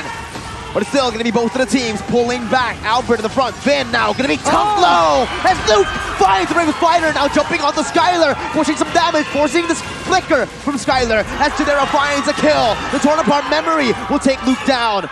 Jadera, Beloy, and Jana versus Clay, Albert, and Skylar. The 3v3 that ends up with both teams disengaging. That's the DOT, dealing damage on the Beloy, taking the immortality out. Skylar buys, purchases the Wind of Nature, but the base turret down below has been taken down by minions for Geek Slate. Beloyski forced to return for now. Remember, Geek Slate, top and bottom, pushing towards their favor. RRQ, they're going to have to send a man up there to settle the score. Albert not going to be able to continue on to the Lord as they were able to reset it. Geek buying a good amount of time here to reset and reposition onto the Lord fight. A very good fight earlier. It was a very equal one as well. And it seems like RRQ with their comp, right, they weren't able to find the right opening. And they were played more reactively, which it works, right? Kaja with the Divine Judgment can pull someone that is a gap closer, right? So again, Geek Slate, it seems like even though they have the Franco, they are the ones who look for more openings, look for more re-engages even. Let's see though, this time with the cooldowns on the flicker from Luke, a boy and as well as Kadera, will they commit to a fight? Because resources-wise, they might lose in that spell area. So perhaps they're taking it slow here, waiting for the cooldowns. But bot side, Geek Slate, they're leading. So all they need to do is take care of the top side and they're ready for a fight. Oh, Vin and Skylar's positioning is very scary though. Vin with a flicker, not going to be able to connect. A boy going to be caught in the Torn Apart memories. This time connects onto Vin. Beloy flickering forward, but the Divine Judgment finds its mark. Luke now with a stun. Skylar sidestepping and finding one more hit onto Luke. Still not able to take him down, but RRQ have found a 2-0. And that's the perfect amount of resources that they need to be able to secure this Lord without any contest from Geek Slate here in the 15th, almost 16th minute of the game. And now it's back to a 50-50. See, right, RRQ now with the Lord push. Perhaps they will grab, of course, not perhaps, surely they will grab more structures. But it seems like a very good display from Albert, right? 10 assists, 2 kills on a Baksha in almost already a late game. So it's very good. He's still playing it very, very well here. Looking for more plays, looking for more fights, an effective one as well. And during the important times, he doesn't die, right? When Retribution, when looking for the neutral objective, he doesn't die. So let's see here with this Lord push, perhaps he will open and be the quote-unquote sacrificial lamb. Right now, the second tier turret gonna be taken away from Geek Slate as they're eyeing for that top and that mid lane as well.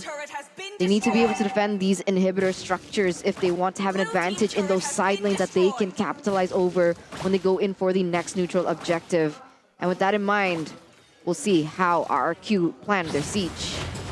Skylar has bought the Hunter Strike now, so a little bit more penetration to play with as Banana jumps in the zone. Geek Slate away. Vin with the Divine Judgment onto Tadera! And that might just be it!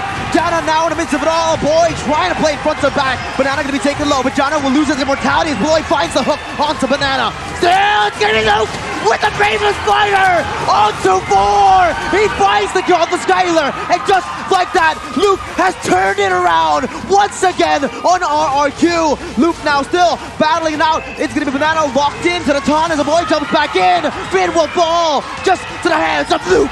Will the Ravens fighter once again. Banana with the split, but guess who's there for the taking? It's Luke and a Boy. Wow, a 1-4-3 trade for the side of Geek Slate as they were able to turn it around on the back of Luke. They perfectly timed it with a Boy coming back into the fray, dishing out the damage and pushing RRQ back. 45 seconds left to the next neutral objective. And it seems like Geek Slate, they're going to be able to push a lot harder here in the 18th minute of the game. Brilliant response by Luke. They lost Kadera, but he does not care. Oh. Catching RRQ off guard there with that bravest fighter play. And RRQ, they lost 3 members, 2 important members there. And Geek Slate, they were able to defend their base. Sure, they lost 2 base turrets, but they have another day to fight. At this point, do you think that Chidera should itemize more defensively? Is it positioning that's the problem? He needs to stay alive in order for Geek Slate to have the damage. Boy, his range is a little bit too short. Because if he engages, he gets caught in the real-world manipulation by Clay, and then they don't have much to work with. Perhaps that can't be the case, right? His positioning, Kadera's positioning here, and if we're talking about damage dealt, a Boy and Clay here, top side. Jana QT gonna be engaged on right now. Jana with a winner truncheon by, he baits the entire team as Banana zones Chidera away. Now mounting him in a bit. It's gonna be Geek Slate with the pullback. Meanwhile on the back line, Luke gonna be able to do the same thing that Banana is doing to Chidera. Chidera all alone, it's a solo kill amidst it all. But Luke is doing the same thing once again onto the back line. Banana will fall as Luke falls as well. But Banana has gotten the better trade. It's the goal later down. Oh no! With 2 members taken down, it seems like RRQ, they're going to be able to secure the Lord uncontested once again here. You know what? Perhaps, potentially, this might be the last Lord. Looking at the composition here from side of Geek Slate, they're lacking in that wave clear again. So RRQ with the better range, with the better setup as well, they might be able to capitalize on this Lord, right? Ladies and gentlemen, we might see a game 3. Take a look at the items again. A lot of Immortals actually on cooldown, seems like here. But from side of RRQ, it's 2 Immortals for Vin and Glue. But Skylar, with that Athena, right, belts, it's going to be very tough for a Boy to burst him down. So again, perhaps with this 2-wave push, it seems like, from the side of RRQ. They're looking to end here. Geek Slate, they need maybe a miracle. Let's see. Luke doesn't have Flicker. Oh, what? Glory finds the iron hook onto Vin, and just like that, they have a man advantage. The Torn Apart Memory was utilized earlier right now. With no Vin, that might just mean that Geek Slate will be able to defend once more. Bennett is the choice of weapon for Chidera, as he's going to be able to clear out the Lord right now with the race is wide open for the takings. They are trying their best to siege it down. A Boy in the back line, still able to zone away, but he will be caught in the shielding, and Chidera falls as well. RR2 with Skylar will be able to equalize and force out a 3rd game in the series. Ladies and gentlemen, welcome back to Game 3 as RRQ, like you mentioned there, force a Game 3. Wow, that was unprecedented. RRQ with the win here. Yeah, I mean, the crowd silencing the Geek Slate community. But I mean, it was clear, right? The fast clear again from the composition. Geek Slate, they were lacking in that area. So with literally only 1 base turret left there, with their composition, they weren't able to fast clear that Lord push. And RQ, they understand that they shove in with that Lord. And there you go, even with a man down, they were able to squeak the W in because they have no clear. It's only Valentina and what? No nobody can clear that wave. Nobody can clear the Lord. I guess maybe they were thinking that the Beatrix was supposed to do the wave clear, right? And supposedly Beatrix is a high ground hero, right? But eventually Chidera was just really vulnerable to the aggression coming in from RRQ. He wasn't able to stay alive long enough for these team fights and wasn't able to dish out the damage that maybe the coach envisioned him to deal.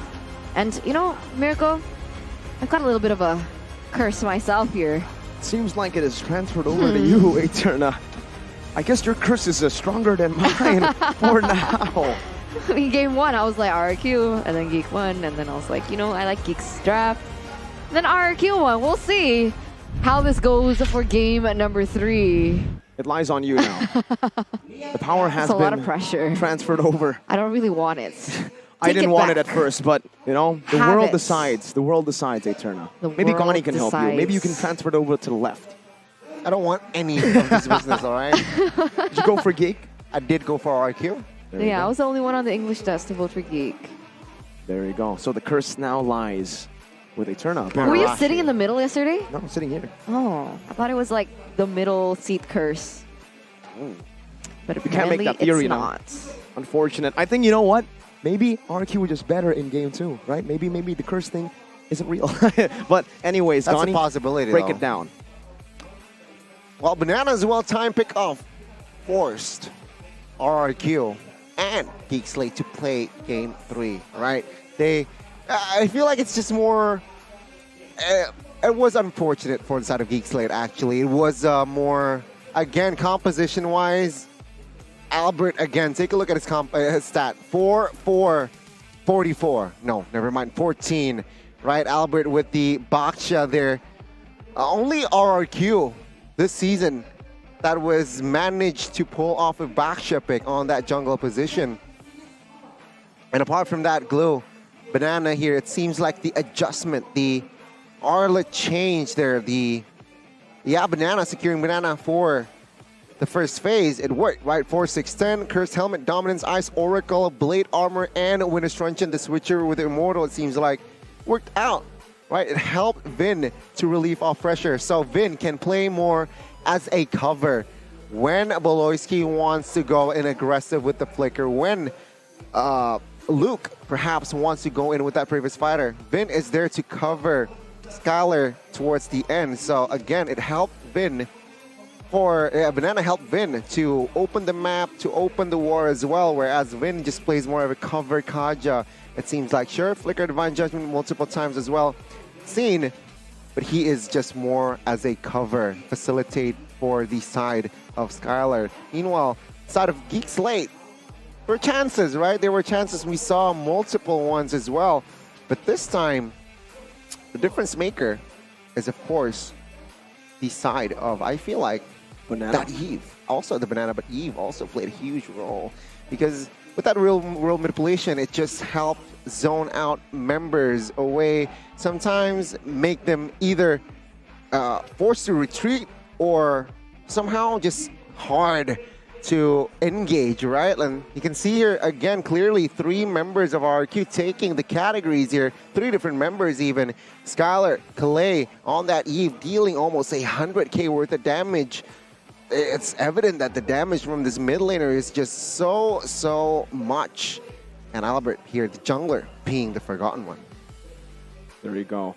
I mean, looking at it here, I feel like Banana, in the final moment, maybe in the game, there was a lot of moments where he kind of missed, but in that final moment where he was able to solo kill Chidera practically, that kind of won them the game. That gave them the Evolved Lord to play with, and ultimately, even with Vin down, it was an Evolved Lord. They play around it, they get damage reduction, and it was with one wave that they were able to end the game. So it wasn't Luke hungry for fruit.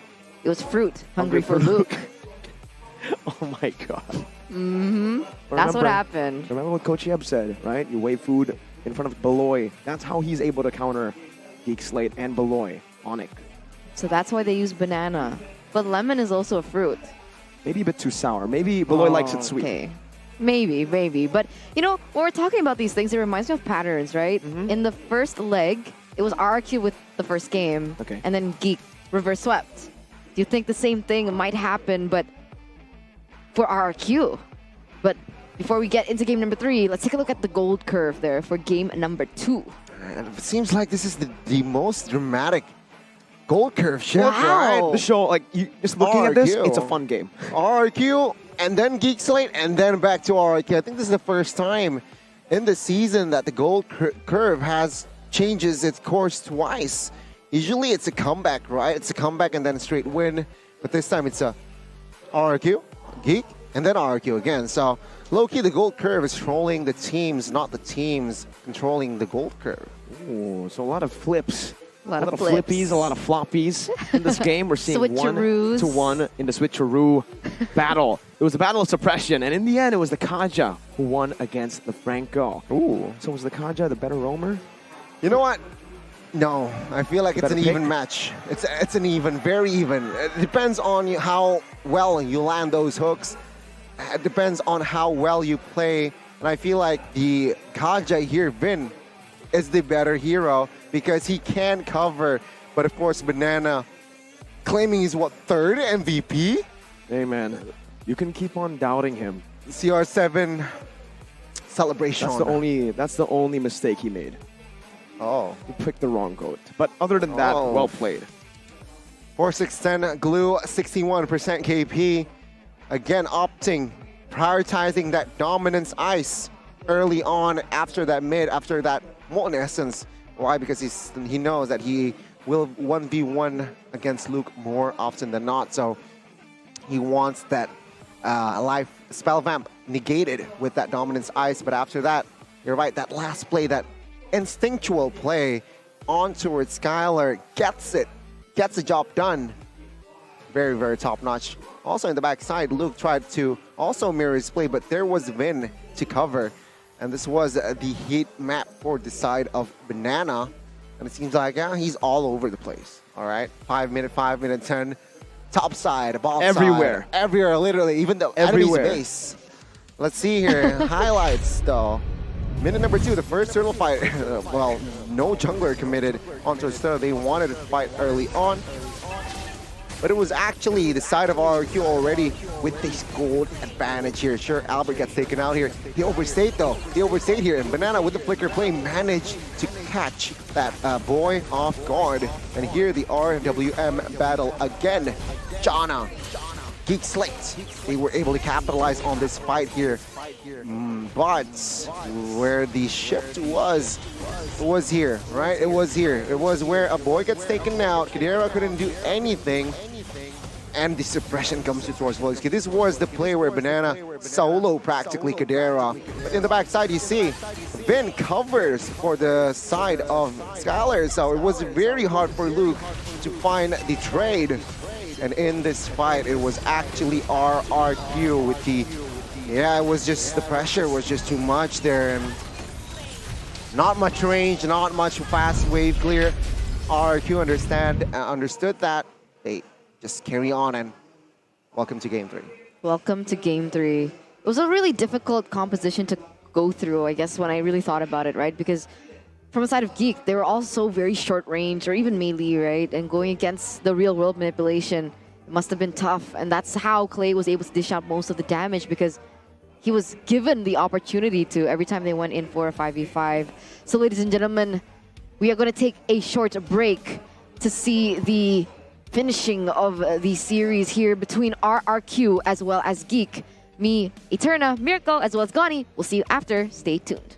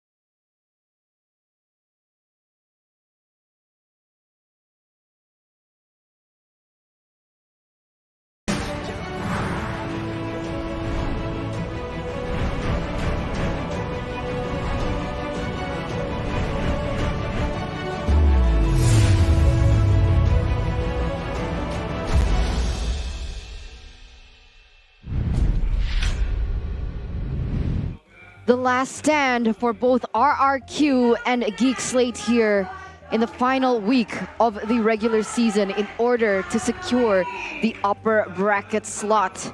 It's going to depend on this next upcoming game because it's back to a 1-1.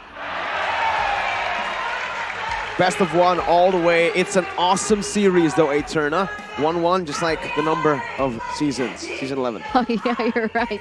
Truly is awesome. And that reminds me of the awesome phone that these players are using, right? What is the it? Samsung phone.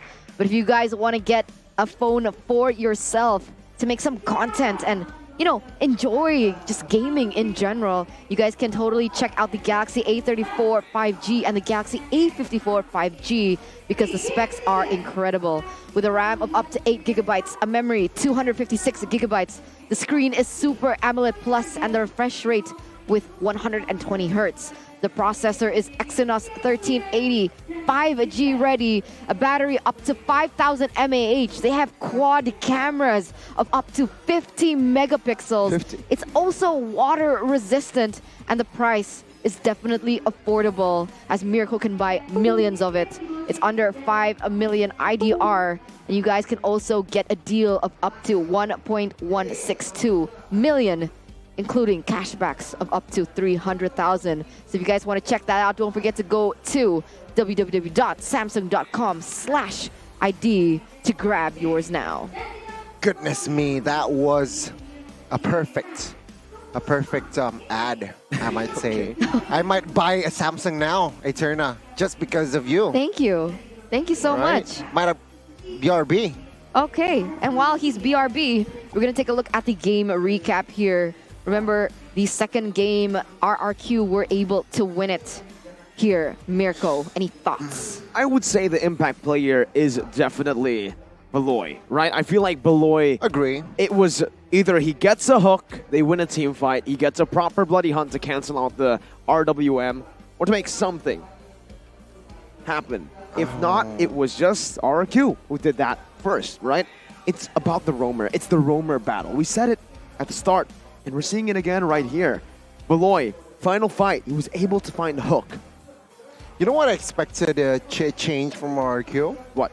Rembo coming in, but now it's still Clay, it seems like. Oh, so why? I Rembo? I feel like RRQ needs a new, a change for Game 3, right? Something to throw Geek Slate off, perhaps. No, it's still going to be Clay, so let's enter the drafting phase here. RRQ will have that blue side. But it seems like it's still going to be the same band, seems like, from Game 1. All right, so they're shifting back to game number 1 here with RRQ with the first pick. And like you mentioned here, the Natalia Fanny ban comes through. To me, The 1-1 is all that next. matters. Exactly the same as game Come number on, 1 with Dexter. Geek with It's the our Frederick Joy showtime. and Claude ban. Last time RRQ picked up the Arlet here in the first phase. Are they Among gonna the go for the same planes route? exists the It turns out they equilibrium won't. They're gonna prioritize which I E was for Clay. made for. Wow. It's going to be very interesting here. It seems like the series here is just Yi Valentina trade, right, from both teams. Will Geek Slate respond with a Valentina again? Or will they go for that Arlet pick? As we all know, Luke is a menacing Arlet player. And perhaps to combine with that with the Arlet, perhaps they might actually secure the hero for Jana first. Maybe, right? I mean, in game number 1, when the Fredrin was banned, they actually went for the Yves and the Yu. So maybe securing something in the XP lane would be good. They pick up the glue, they take it away from RRQ, noticing how much of a Your team hassle is it was to deal with it. And this is also Luke's signature pick. It's the Gluck. It's Gluckin time. Ooh. With the Farsa pickup as well, it's going to be a battle of high ground here between the Farsa and the Yves once again. RRQ now with the response, are they going to go for a Yuzong pick perhaps? Maybe a Grok if they want to be able to counter that Yves. Sorry, the Farsa pick up from Geek Slate. Let's see here. RQ is still taking their time, it seems like. So perhaps they might actually secure... You know what? Go crazy. Secure the Kai early here in the first phase for Alpine here, no? perhaps with that Akai, they can actually secure a hero for Need some stitches? I can help. Melissa as well for Skylar. Actually makes sense, but now it's gonna be the Kufra, so the Prio Vin. I was banned twice in first game and as well as in the second game. Is it too early to pick up the Kufra is my question now, though. Geek Slate, they can pick up something like a Grok that does pretty well against this Kufra with the power of nature. Up against the Melissa and the Yves, though, it's going to be pretty interesting. We do have a comment, though, from the man himself, Sorizo. Banana's game is quite strong with Lapu Lapu. Well, for his first debut, it was good. In my opinion, Banana is very suitable to play in MPL Season 11 with skill quality like that. And so far, these words have aged very well, with Banana securing his third MVP. That seems like he has been improving day in and day out as well.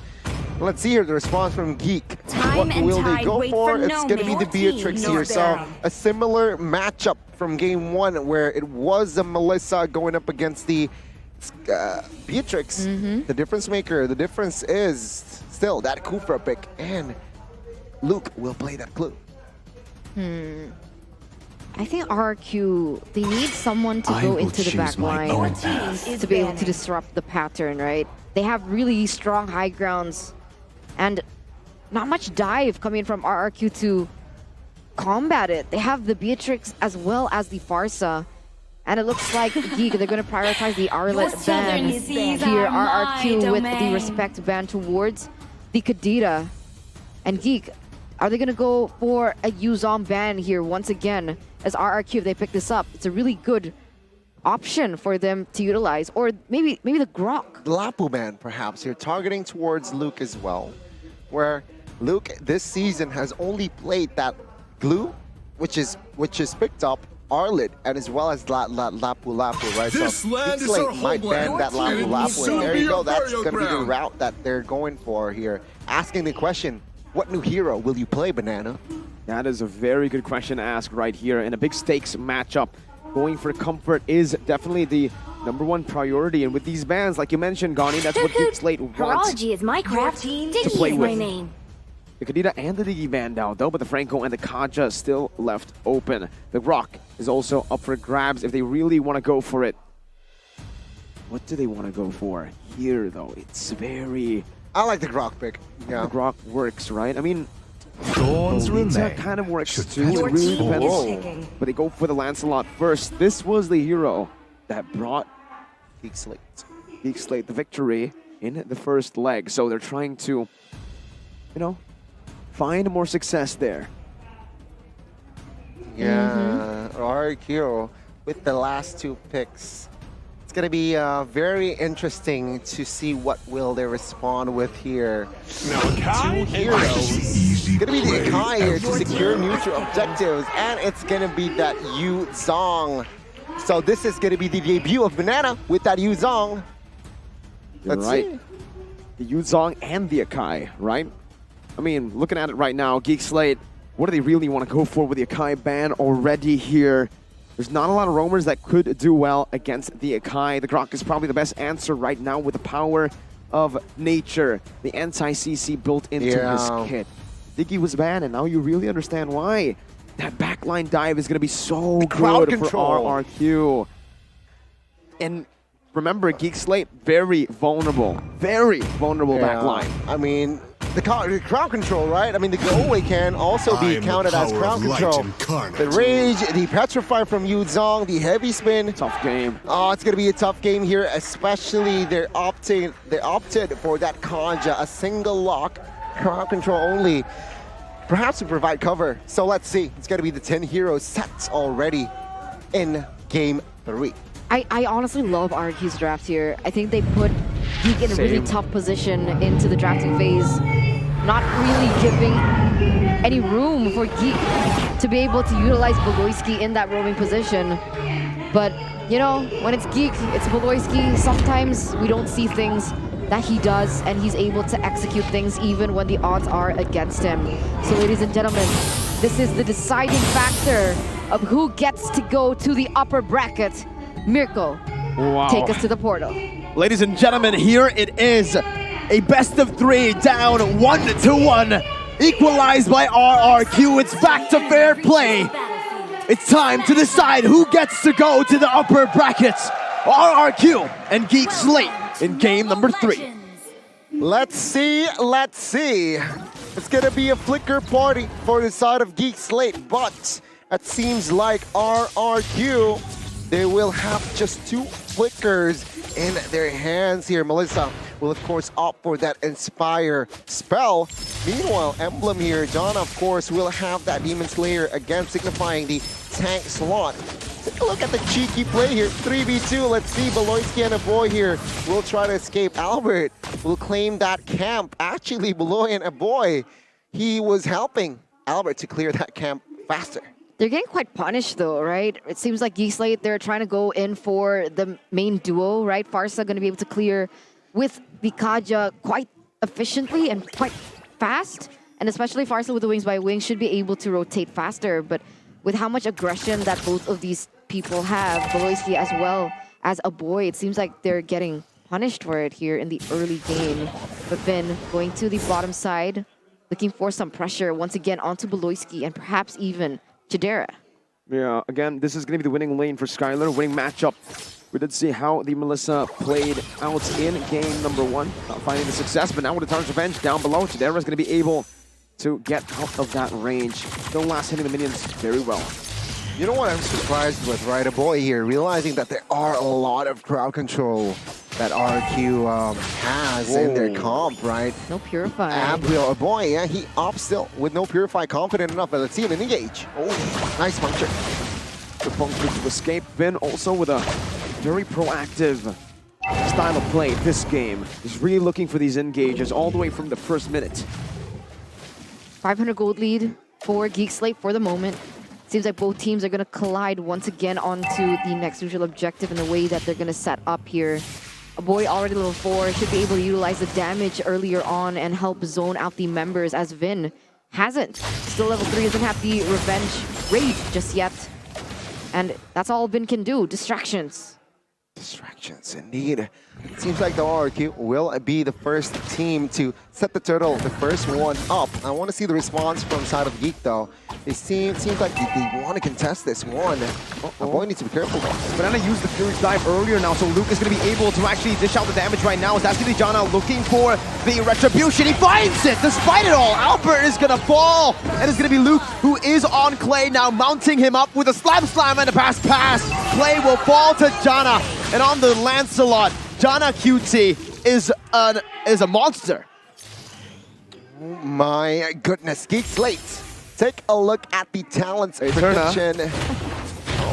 RQ from both of you on the lone wolf here. 1 is bad enough, 2 is even worse. We'll see if the caster curse from me and Mirko applies here in game number 3.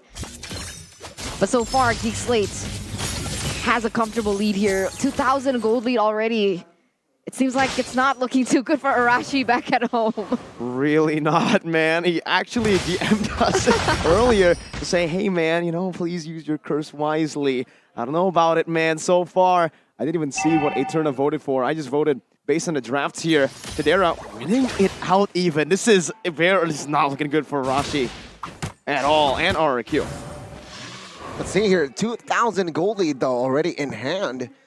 Geek Slate, what will they be able to extract with as well, right? I mean, Vin here charges, not be able to get anything against Pressure.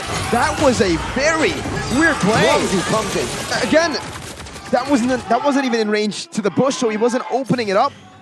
Geek Slate with a very good punish. Beloy just waiting on it, knowing that Vin was playing very proactively, and this might just be a dive. Skylar gonna be engaged. Oh my god, a boy! What a monster, a beast, a rookie monster. And Skylar gets punished there in the bottom side. He nearly made it out, but the last amount of damage, perhaps from the emblem from a boy, was enough to take him down. And Geek Slate once again pushing this early game lead that they have set up for themselves. From 2,000, now 3,000, as they put more pressure in the top side of the map, realizing that they want to set up for the turtle. 3,000 gold lead to fall. The top structure will be soon to fall here, Luke. Wow. mounting Albert now. It's Glukin time, he says, as he mounts Albert. Just Glukin all over the place. Still with a slam. Gonna be able to find the immobility in the mid lane. Oh boy! This man is popping off. Gluk! Look at what he's doing to RRQ. And even a boy, right? 3-0-1 already here in the 5th minute of the game. That's a lot of kills and that's a lot of goals given it to a boy. It's going to be able to scale a lot quicker and reach even more heights in terms of that damage, as Geek Slate going to be able to get the next neutral objective uncontested. And they've doubled their gold lead, 4,000 now. Yeah, it seems like Geek Slate, they hold the Farsa card up until that third game, right? It was only Valentina and Heath trade throughout the game 1, game 2, game 3. A boy on the Farsa, my goodness. 3-0-1, Vin again. Clumsy revenge there, but it seems like it will not be punished this time. Geek Slate now will somehow force a final suppression comes through. It's Albert who jumps in now with a heavy spin, but there's no wall to pin him down to. Albert gonna be taken low as Ben finds the revenge, but is not gonna be able to connect onto the rage. Nibiru's passion dealing some damage back in the mid lane. It's gonna be Luke on the glue. It's Glukin time. Once again, he is able to suppress that aggressive nature of the Utah. Wow, not a good game for Banana here. Zero impact in that team fight whatsoever with how Luke was able to zone him out. And now Geek Slate. It's unfortunate. Oh, Skylar! Another kill. That should be another kill. He has some damage right there. Gets out. Well played by Skylar. But it's still going to be a turret free for Geek Slate. Things are not looking good here if you're a Kingdom fan. And take a look at the items already. Thunderbelt built. Lancelot here. That is where the, again, damage or slow effect can come through. But and that's Beloy finding Banana with a Divine Judgment. My goodness. Jana for stealing. Nope, it's Albert with Retribution there, baited out. That's giving the heavy spin, hitting him down just for a bit, but Jana is a tank. He's still gonna be able to escape right now with a puncture as well. Luke gonna be able to mount Vin now, bringing him back to the team. Now with the Tyrant's Revenge. Let's see if Luke can sidestep this. He doesn't in the end. Vin's still looking for the Tyrant's Rage, but it's just gonna be Luke who gets taken down. Clay picks up the kill, and Geek Slate disengage. A perfect trade there forward side of RRQ, right? Finally getting something on the board there, which is Luke, though. But it seems like Geek Slate, oh my goodness, that pin on towards Jana, that was nasty. Fortunately for that guy, the follow-up wasn't clear there. So again, Geek Slate still with the full control, but RRQ, they're stubborn here. They want that last hurdle. Are you sure about this? Beloy going to be engaged on, but that's only the rover right now. With another airstrike is free! It's Jana who wins out the retreat battle. It's not going to be able to connect onto Banana, who's going to be chunked quite low. But it is RRQ who walks away with it. The roamer and the turtle. Geek Slate with a dub. 5,000 gold lead now as they're pushing the tempo once again here. You can see that Chidera has rotated towards the top side here, a boy as well. And nobody has been able to really shut down these two core members from Geek Slate in the back line. And with that in mind, Luke is doing a very good job. Banana was supposed to be the one to dive into the back line with a Black Dragon form, but wait a minute, I might be wrong, a boy! Boy will fall. He pops in another airstrike there. As Vin is waiting in the bush. A boy will be slain for the first time in this game, and that is a good shutdown for RRQ. Geek Slate need to respect this. Again here, oh my god, another catch. Beautiful catch there by Albert as he picks up the kill onto Gluck. Mid lane going to be shoved in right now, but at the bottom side, you do see Jana looking for a trade. The tier 2 traded in for the mid lane tier 1 as Albert is going to be able to find a knockup right now with a heavy spin as well. Will be able to pin Beloy down. That's the Wombo.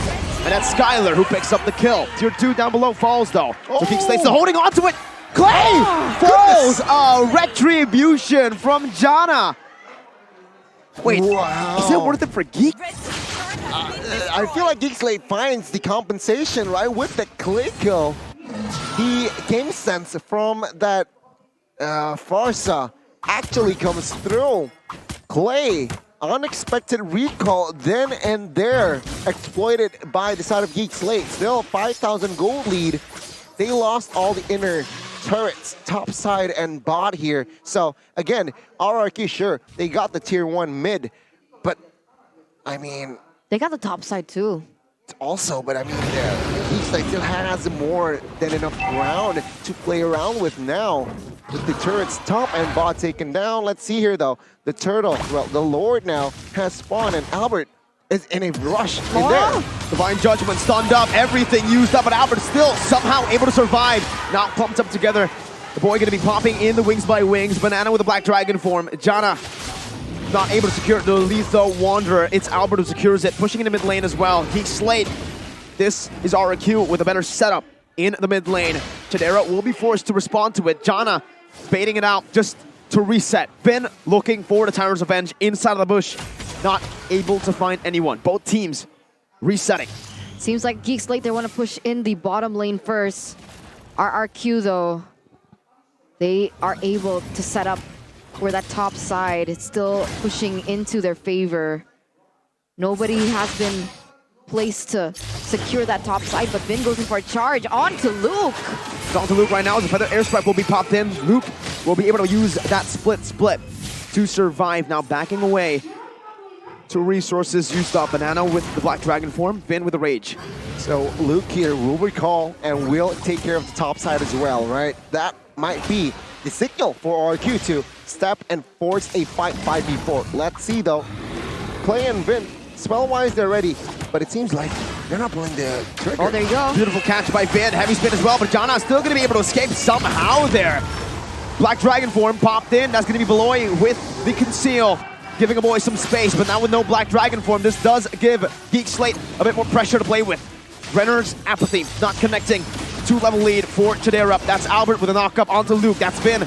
Gonna be able to find it. Nope, doesn't find anyone. Beloy still in the midst of it all. Gonna be caught in the muddles right now. Janna looks for the retribution battle, but Albert is not in the way. Banana falls to the path of execution, and Geek Slate have won the team fight. Janna looking for the back line. Skylar low has the win nature.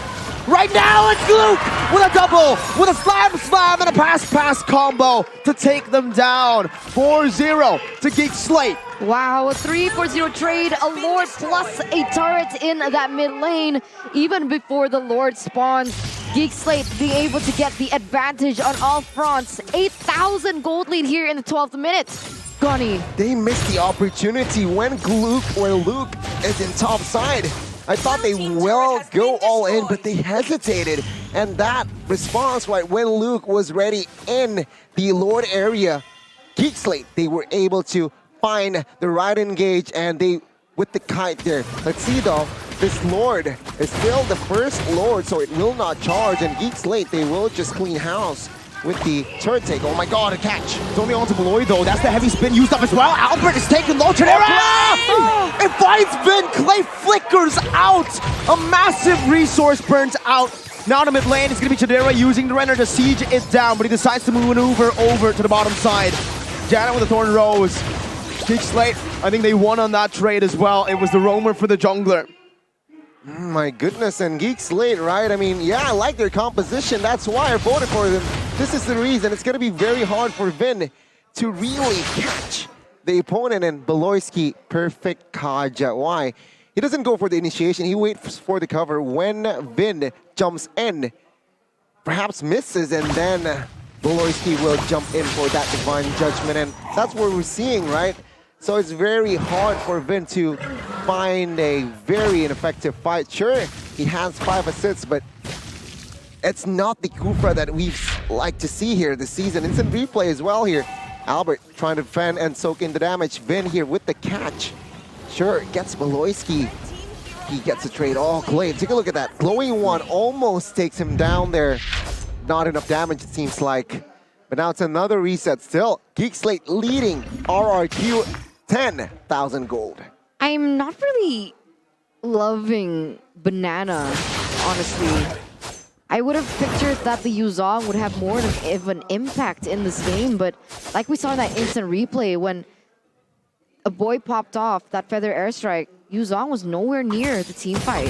He was forced to clear in that top lane, and I think that's happened over and over here before these team fights. And Geek Slate, they've been able to push the damage from a boy onto RRQ, and then Janna or Luke even goes in and seals the deal for these members, even Chidera as well.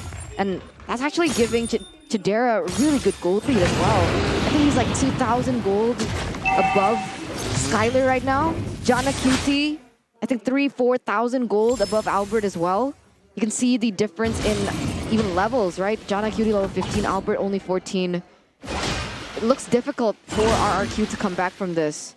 I mean, back to the draft, right? Geek Slate, they were able to target Banana.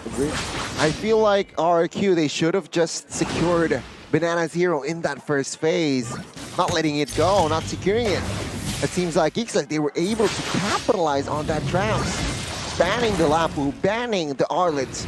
Again, asking a question, perhaps Banana on this Yuzong isn't really too familiar with at this MPL level, perhaps. So that's what we're seeing perhaps from this Yuzong, the irrelevance from this game. But let's see.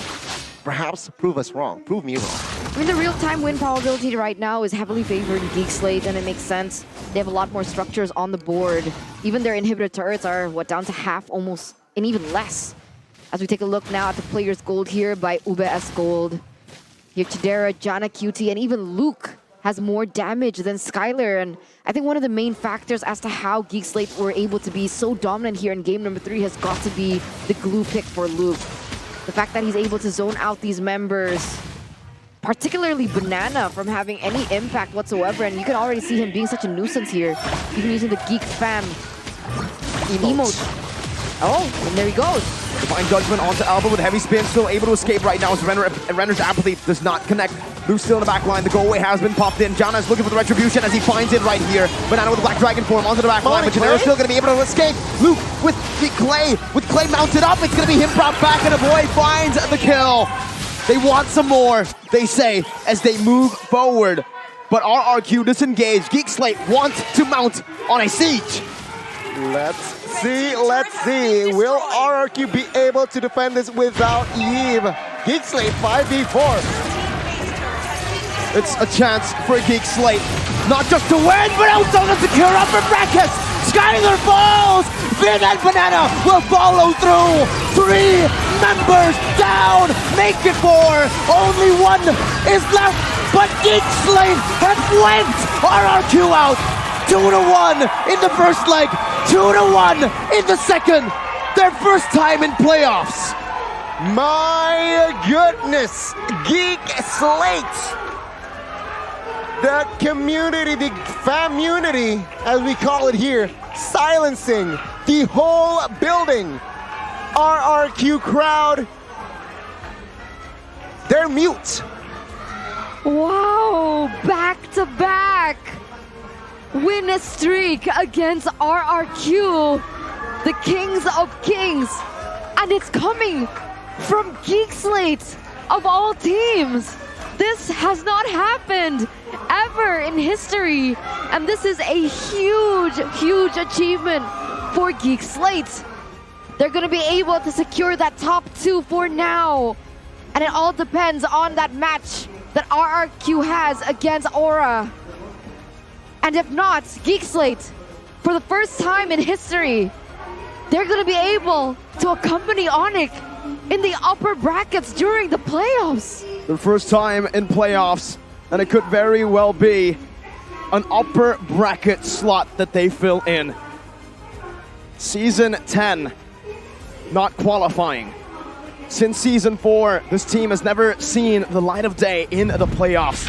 What? Whoa. A statement, what improvement. Beloy and the revamp of the team. The Beloy effect. The Beloy aftermath, right? Geek increases their odds to the upper bracket. Their match against Bigatron will be the deciding factor as well. If they manage to win, they will solidify themselves in that second. But RRQ, with 2 matches ahead of them, also You're right. have a say. And when you're talking about what they have to say, I want to know what Geek Slate has to say about their back-to-back win against RRQ. So Budek Clara Mongstar, please take the stage with Geek Slate, the champions over the Kings of Kings. Mahal din kita. Geek Community, inilah dia Geek Slate. leg yang kedua dengan skor 2-1 match yang begitu memukau. Baloy, you're so amazing with all of this match, this closing in this today. And what is the key of winning against RQ? I don't know, but it's so hard. But we try to figure out by. I don't know. I'm serious. I don't know. We just play our best. Okay, the winning condition against RRQ is. Cok, gimana cok? Try to enjoy the game because the kingdoms is so hyped. And, yeah. Oh wow, kalau kata Baloy itu mereka cuma memberikan yang terbaik dan fokus karena ini memang menjadi sebuah tantangan buat mereka melawan tim RRQ, nge-hype-nya juga. But how about the match against Fins just now? Sorry. The match against Fin. So hard. So hard. Why so hard? It's like we are both hiding, but it's like I'm reading him and he's reading me. It's like mind game ya. Oh, jadi ini seperti membaca satu sama lain. Ini sebuah permainan otak dari Baloy saling membaca satu sama lain. Dan ini merupakan ya match up yang sangat seru. Is this your hardest match up against all of the roamers? Beside Onika, RQ so hard in terms of macro. Oh, makro dari RRQ itu juga susah banget. RRQ dan juga Onyx merupakan tim yang sulit untuk dibaca oleh Baloy. But once again, congratulations Baloy and Jana also win almost all of the retribution contest. How you managed to win against Albert, Jana? I don't know. I think just instinct. Kemenangan bermain adu retri dari Jana instinct. How to make a good instinct? How to have a good instinct? For me, because all of my teammates trust me, so it give me big confidence. Kepercayaan dari teman-temannya yang membuat dia percaya diri dan bisa untuk memenangkan adu retribution karena kita sering banget lihat Jana begitu mengganas di match kali ini. Oh, dan semangat dari Geek Community luar biasa. Look, match up-mu kita ngelihat kalau dari pertarungan lawan RRQ di leg 1, leg kedua, kamu melawan dua player yang berbeda. Dan bagaimana pendapatmu tentang dua player ini? Ada buah-buahan yang kamu lawan. Ada lemon, ada banana. Gimana kamu ngeliat dua player ini? Sama-sama jago. Kalau bedanya? Bedanya banana solo kill aku. Banana solo kill kamu, yang artinya? Jago. Jago. Tapi mana yang lebih kamu, mungkin mana sih yang adrenalinmu lebih naik atau pengalaman di laning mana yang kamu kangenin lagi nih di leg 1 apa leg 2? Lawan lemon atau lawan banana? Lawan R7. Gak ada Idol. di season 11. Oh, pengen ya? Coba dong, Bang Faldi mau minta jadi muridnya Bang Faldi juga? Ya. Salam-salam ke Bang Faldi boleh dong? Ada tadi, mana ya? Udah hilang kayaknya ya? Lagi online lihat. Ada lagi nonton untuk ini. Mau ngomong sesuatu buat Bang Faldi? Buat R7? Idol. Idol, oke terima kasih sekali. Tapi boy kemenangan kalian pada lagi nggak sehat dari Geek Slate. Kita doakan semoga lekas sembuh juga. Dan ini kita ngelihat bahwa kalian bisa untuk memenangkan match ini dengan keadaan yang kurang sehat. Dan kalian mendapatkan chance lagi upper bracket. Baloyski, you said 1% and then 5%. How about now? Your chance to upper bracket. Seriously, I think RQ still have more chance than us because they have more points. But I hope we can get maybe 20. 20, tapi naik lagi loh ya dari 1, 5, sekarang 20% mereka harapan untuk naik ke babak playoff. Cuma memang RRQ punya sisa match yang lebih banyak dibandingkan dari Geek Slate. And any words you want to say to your fans, Baloy? Shout out to my girlfriend, Kay Cole, and to my family watching from Philippines. Thank you. And to Geek Community, thank you for coming here. You guys are the best. Thank you. Thank you kalian the best dan shout out untuk keluarganya yang ada di Philippines dan juga tentunya girlfriends. Well, karena mereka juga kita lihat harus istirahat, kita akan persilahkan Geek Slate sekali lagi kasih tepuk tangan yang hangat untuk tim Geek Slate. Oke, dan sepertinya match ini akan dibedah juga. Banyak sekali comeback-comebackan yang terjadi dengan game yang sangat luar biasa. Kita akan langsung lemparkan ke analis kita yang sudah bersiap di sana. Silahkan Profesor KB. Get well soon, thank you. Ladies and gentlemen, welcome back to the desk. And you know, while I was watching that interview, I was thinking, what were you thinking? that in a battle of chess, you know, royalty, the power of the royalty, what is it to the intelligence of the people behind those movements? And that's what Geek made a statement towards RRQ and their kingdom. And it's a wonderful thing. It's a new breath of fresh air. Definitely. Again, beating RRQ twice in a season, right? Both in a reverse sweep fashion as well, if I'm not mistaken, right? They won game 1 this time, so it wasn't a reverse sweep. True, they won game 1 this time, so it's not reverse sweep, but again, beating RRQ twice, right? And in a 2-1 fashion, so not even Onyx can do that. Also true this season, but highlight-wise, it was a slaughter. I gotta be honest with you, game 3. Nothing to play around with here from side of RRQ. It seems like just Geek Slate here, just dominating on all fronts. The gold lane, the EXP, the mid side as well. Skylar again on this Melissa here, Mirko, with your skin. No, he's not on the skin. Oh, really? That's why. Oh my goodness, yeah, you're right. He's not on the skin. So again, use the skin. All right, it's Geek Slate here. It just dominates. That was just well played, though. I mean, you can't really blame Skylar that time. Janna, again playing the tank slot to its perfection. 306 here, 307 rather.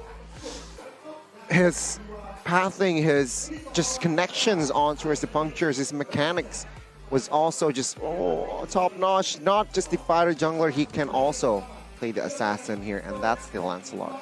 You know, when I think about it, right? RRQ, they have a missing hole in their lineup. What is that? It's the EXP lane. Okay, I cannot. No, honestly, you can't compare. Like, it's not just about mechanics when Banana is on his comfort heroes. It's also about the versatility of the player.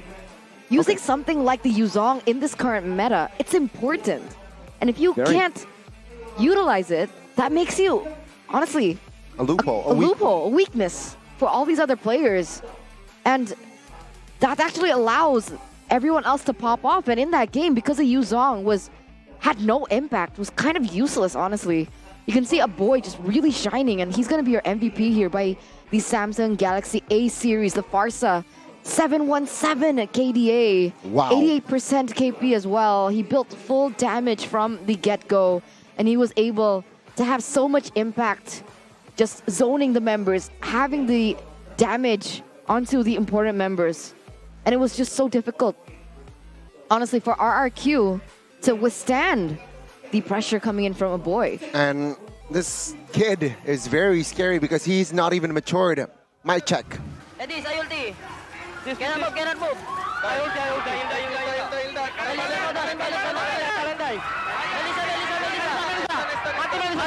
Mati. Santai, sila boleh ayah. Hilda. Ayah L1. Mati. Shadow. Wait. Ulti tu. Mike. Melissa. Dalar. Mati Melissa. Aman, gua ada imo. Minta Melissa mati. Mati Melissa. Ayo. Orang dulu. Ayo. Ayo, mati, Clay. Flicker. Tower. Habis itu balik ya. Konsil. Nice. Mati Jana, salo. Mau. Enggak ada MM dia. Dapat. Pasti outplay, lu kayak dulu aja. Gua depan ya. Mati sama gua. Luka. Belum mati ya. Lihat gua. Nih, Siga nih. Nih. Yang ada dulu guys, yang ada dulu. Pote betor. Pikir apa? Mati. Kaderan. Wah, mati lo! Gwen. Nice. No down. Yeah, I can. Wait, Loy. I can go. I go. I got. Die. Mati Melissa. No way on. Mati! This cannot. Mark. Yeah. I can join ah. Bak.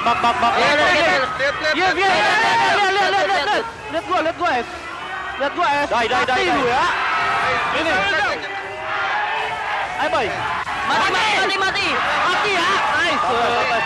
Ratain. Kocak ya.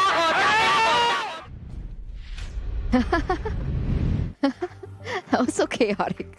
But Beloyski was being the Beloyski that we expected, right? He was like, sabar, meaning like chill, calm down, because everyone else was getting very passionate towards the end. And, you know, going against RRQ, I would too. Very intense, best of 3. And wow, yeah, interesting. And with Geek being able to win that means that it all comes back down to the next match against Bigatron and RRQ's match against Aura that's still pending. And Rebellion. And talking about the Aura RRQ match, for those of you who are wondering when it is going to be rescheduled to, it has already been officially announced on the official social media platforms of MPL ID. It's going to be held on the 26th, but it's not going to be on air. So that is it, ladies and gentlemen. Here are the keys to success for Geek in that match. Being able to follow up Beloyski and Luke. So the duet, Baluk. Okay, but Jana QT secures many early objectives here. Again, Jana, his pathing, 2 games, 3 games. I feel like, goodness, he's improving. Leg 1, Jana's pathing was somehow questionable, but at leg 2, he changes his pathing. He changes his connections with teams, with jungles. And there you go. Jana was unstoppable on that lance. Ah, my goodness. That was a very good display from the side of Geek Slate. All 3 games, I suppose. Yeah, remember before we even got into this match, in leg 1, RRQ and Geek, Jana Cutie had 100% turtle rate. So that's how clutch he is on that retribution battle, and it actually gives more space and room for Geek Slate definitely to follow up on towards, and even not just on the Lancelot, right? I really liked him on the Grok as well. He did such an amazing job, had a huge impact as well. Even in game number 2 on the Fredrin, he was doing pretty well, right? Again, I think in all 3 games, the players performed really well. RRQ just had a better performance in game number 2, but honestly, I don't feel like you can really just put the entire responsibility of the loss on Banana, right? Sure, he was one of the problems with his hero pool, shallow. It could be exploited, and it was exploited, but the rest of the team as well. Saw Vin on the Kufra, that's something to criticize as well. Oh, the true. Tyrant's Revenge early on, it was That was weird. A lot of misses that ended up giving that losing lane over. Chidera so much more resources. So yeah, the combo of the pick off and burst, right? A boy just helped Geek win in game 3, which is interesting, right? The Farsa pick was not surfaced until game 3. It was a Yi Valentina trade for 2 times for 2 games, and then suddenly the Farsa resurfaced, and then just the impact was incalculable. Oh. Do you concur? I concur. Okay, yes. Johnny. Definitely. So, did we get the MVP already? We did. We did. A boy on Farsa. Yeah, we did. No, we're gonna that see reminds me of the MVP standings. There you go. Right. We're going to get that very, very soon. Eterna. Who do you think it is? Who's on top? Who was on top yesterday? It was Bronze. It's still Brands, but still Brands? Skylar got an MVP yesterday. Mm-hmm. Did he get an MVP just now? Who No. was the MVP on RQ? It was Banana. It's Banana. So Banana actually, I don't think he's in the top 8 just He's yet. now but we'll top see. 1. Skylar definitely with a +5. Come on, man. For now, no, right? Not yet. Got 3 MVPs in total, so that should be 15 points. Yeah, I feel like it's still just Brands sandwiched by the 2 Onyx members here. Still. Who's at the top? Still Brands. No. He said sandwich. No, I mean the Brands, picture Kyrie, later. CW. Later, you will see. You will see. Oh. You will see the picture that Brands is sandwiched. Well, Brands did just get an MVP earlier, did he not? Who? Wait, Against Evo's Legends today in the matchup, the second matchup. This is why we have Eterna and the book. Psychots, 1 MVP. Brody Psychots, and then Brands. Psychots, yeah. So Brands should be at 50 now with that +5 and Yikes! should be What about comfortable yesterday? up top in the number 1 Evos didn't play? position. Onyx? Onyx didn't play as well. Oh, yeah, you're right. So probably is still Brands there in the top. 50. Oh, don't see. Spoilers. I saw. It's still Brands. Oh, it's still and the Brands. Onyx 55, sandwich. actually. Oh. Interesting. Oh and my Skylar goodness. still at a 30, so I guess Oh, that was Beloyski though. calculated already. Beloy going up in the rankings here. Wow. You know what I'm surprised? I thought it's just gonna be Sans. The MVP standings. Top Yeah, 5. Just like top 5 Top Sans. 5. Top 10. What? Okay, but ladies and gentlemen, here you are, the MVP rankings here for the regular season, week 6, day 2. 2 more days left for these standings to change, because this week in particular, it's 4 days. Don't forget, guys. But yes, Brands, Kyrie, CW still top 3. Skylar coming up into the ranks, Beloyski as well, highs falling. Sans still there in the bottom with Nino. Oh, well, let's see. Yeah, wow. Beloyski being the only roamer in that list. Are you surprised? Not I'm even really Keyboy is up here. I'm not surprised. Keyboy was honestly. there for a bit. He was for a bit. It was For a bit. Keyboy and Beloy. But Beloy, man, showing class in this performance. I mean, Almost really, every game. Almost every single game. You try to ban him out. Alter Ego did yesterday, and they won. This time, they still let go of a few of those picks. With that in mind, do you guys change? Have you guys changed your answer? Remember we had a little English podcast, I think 2 or 1 week ago, when we were talking about the best roamer in MPL.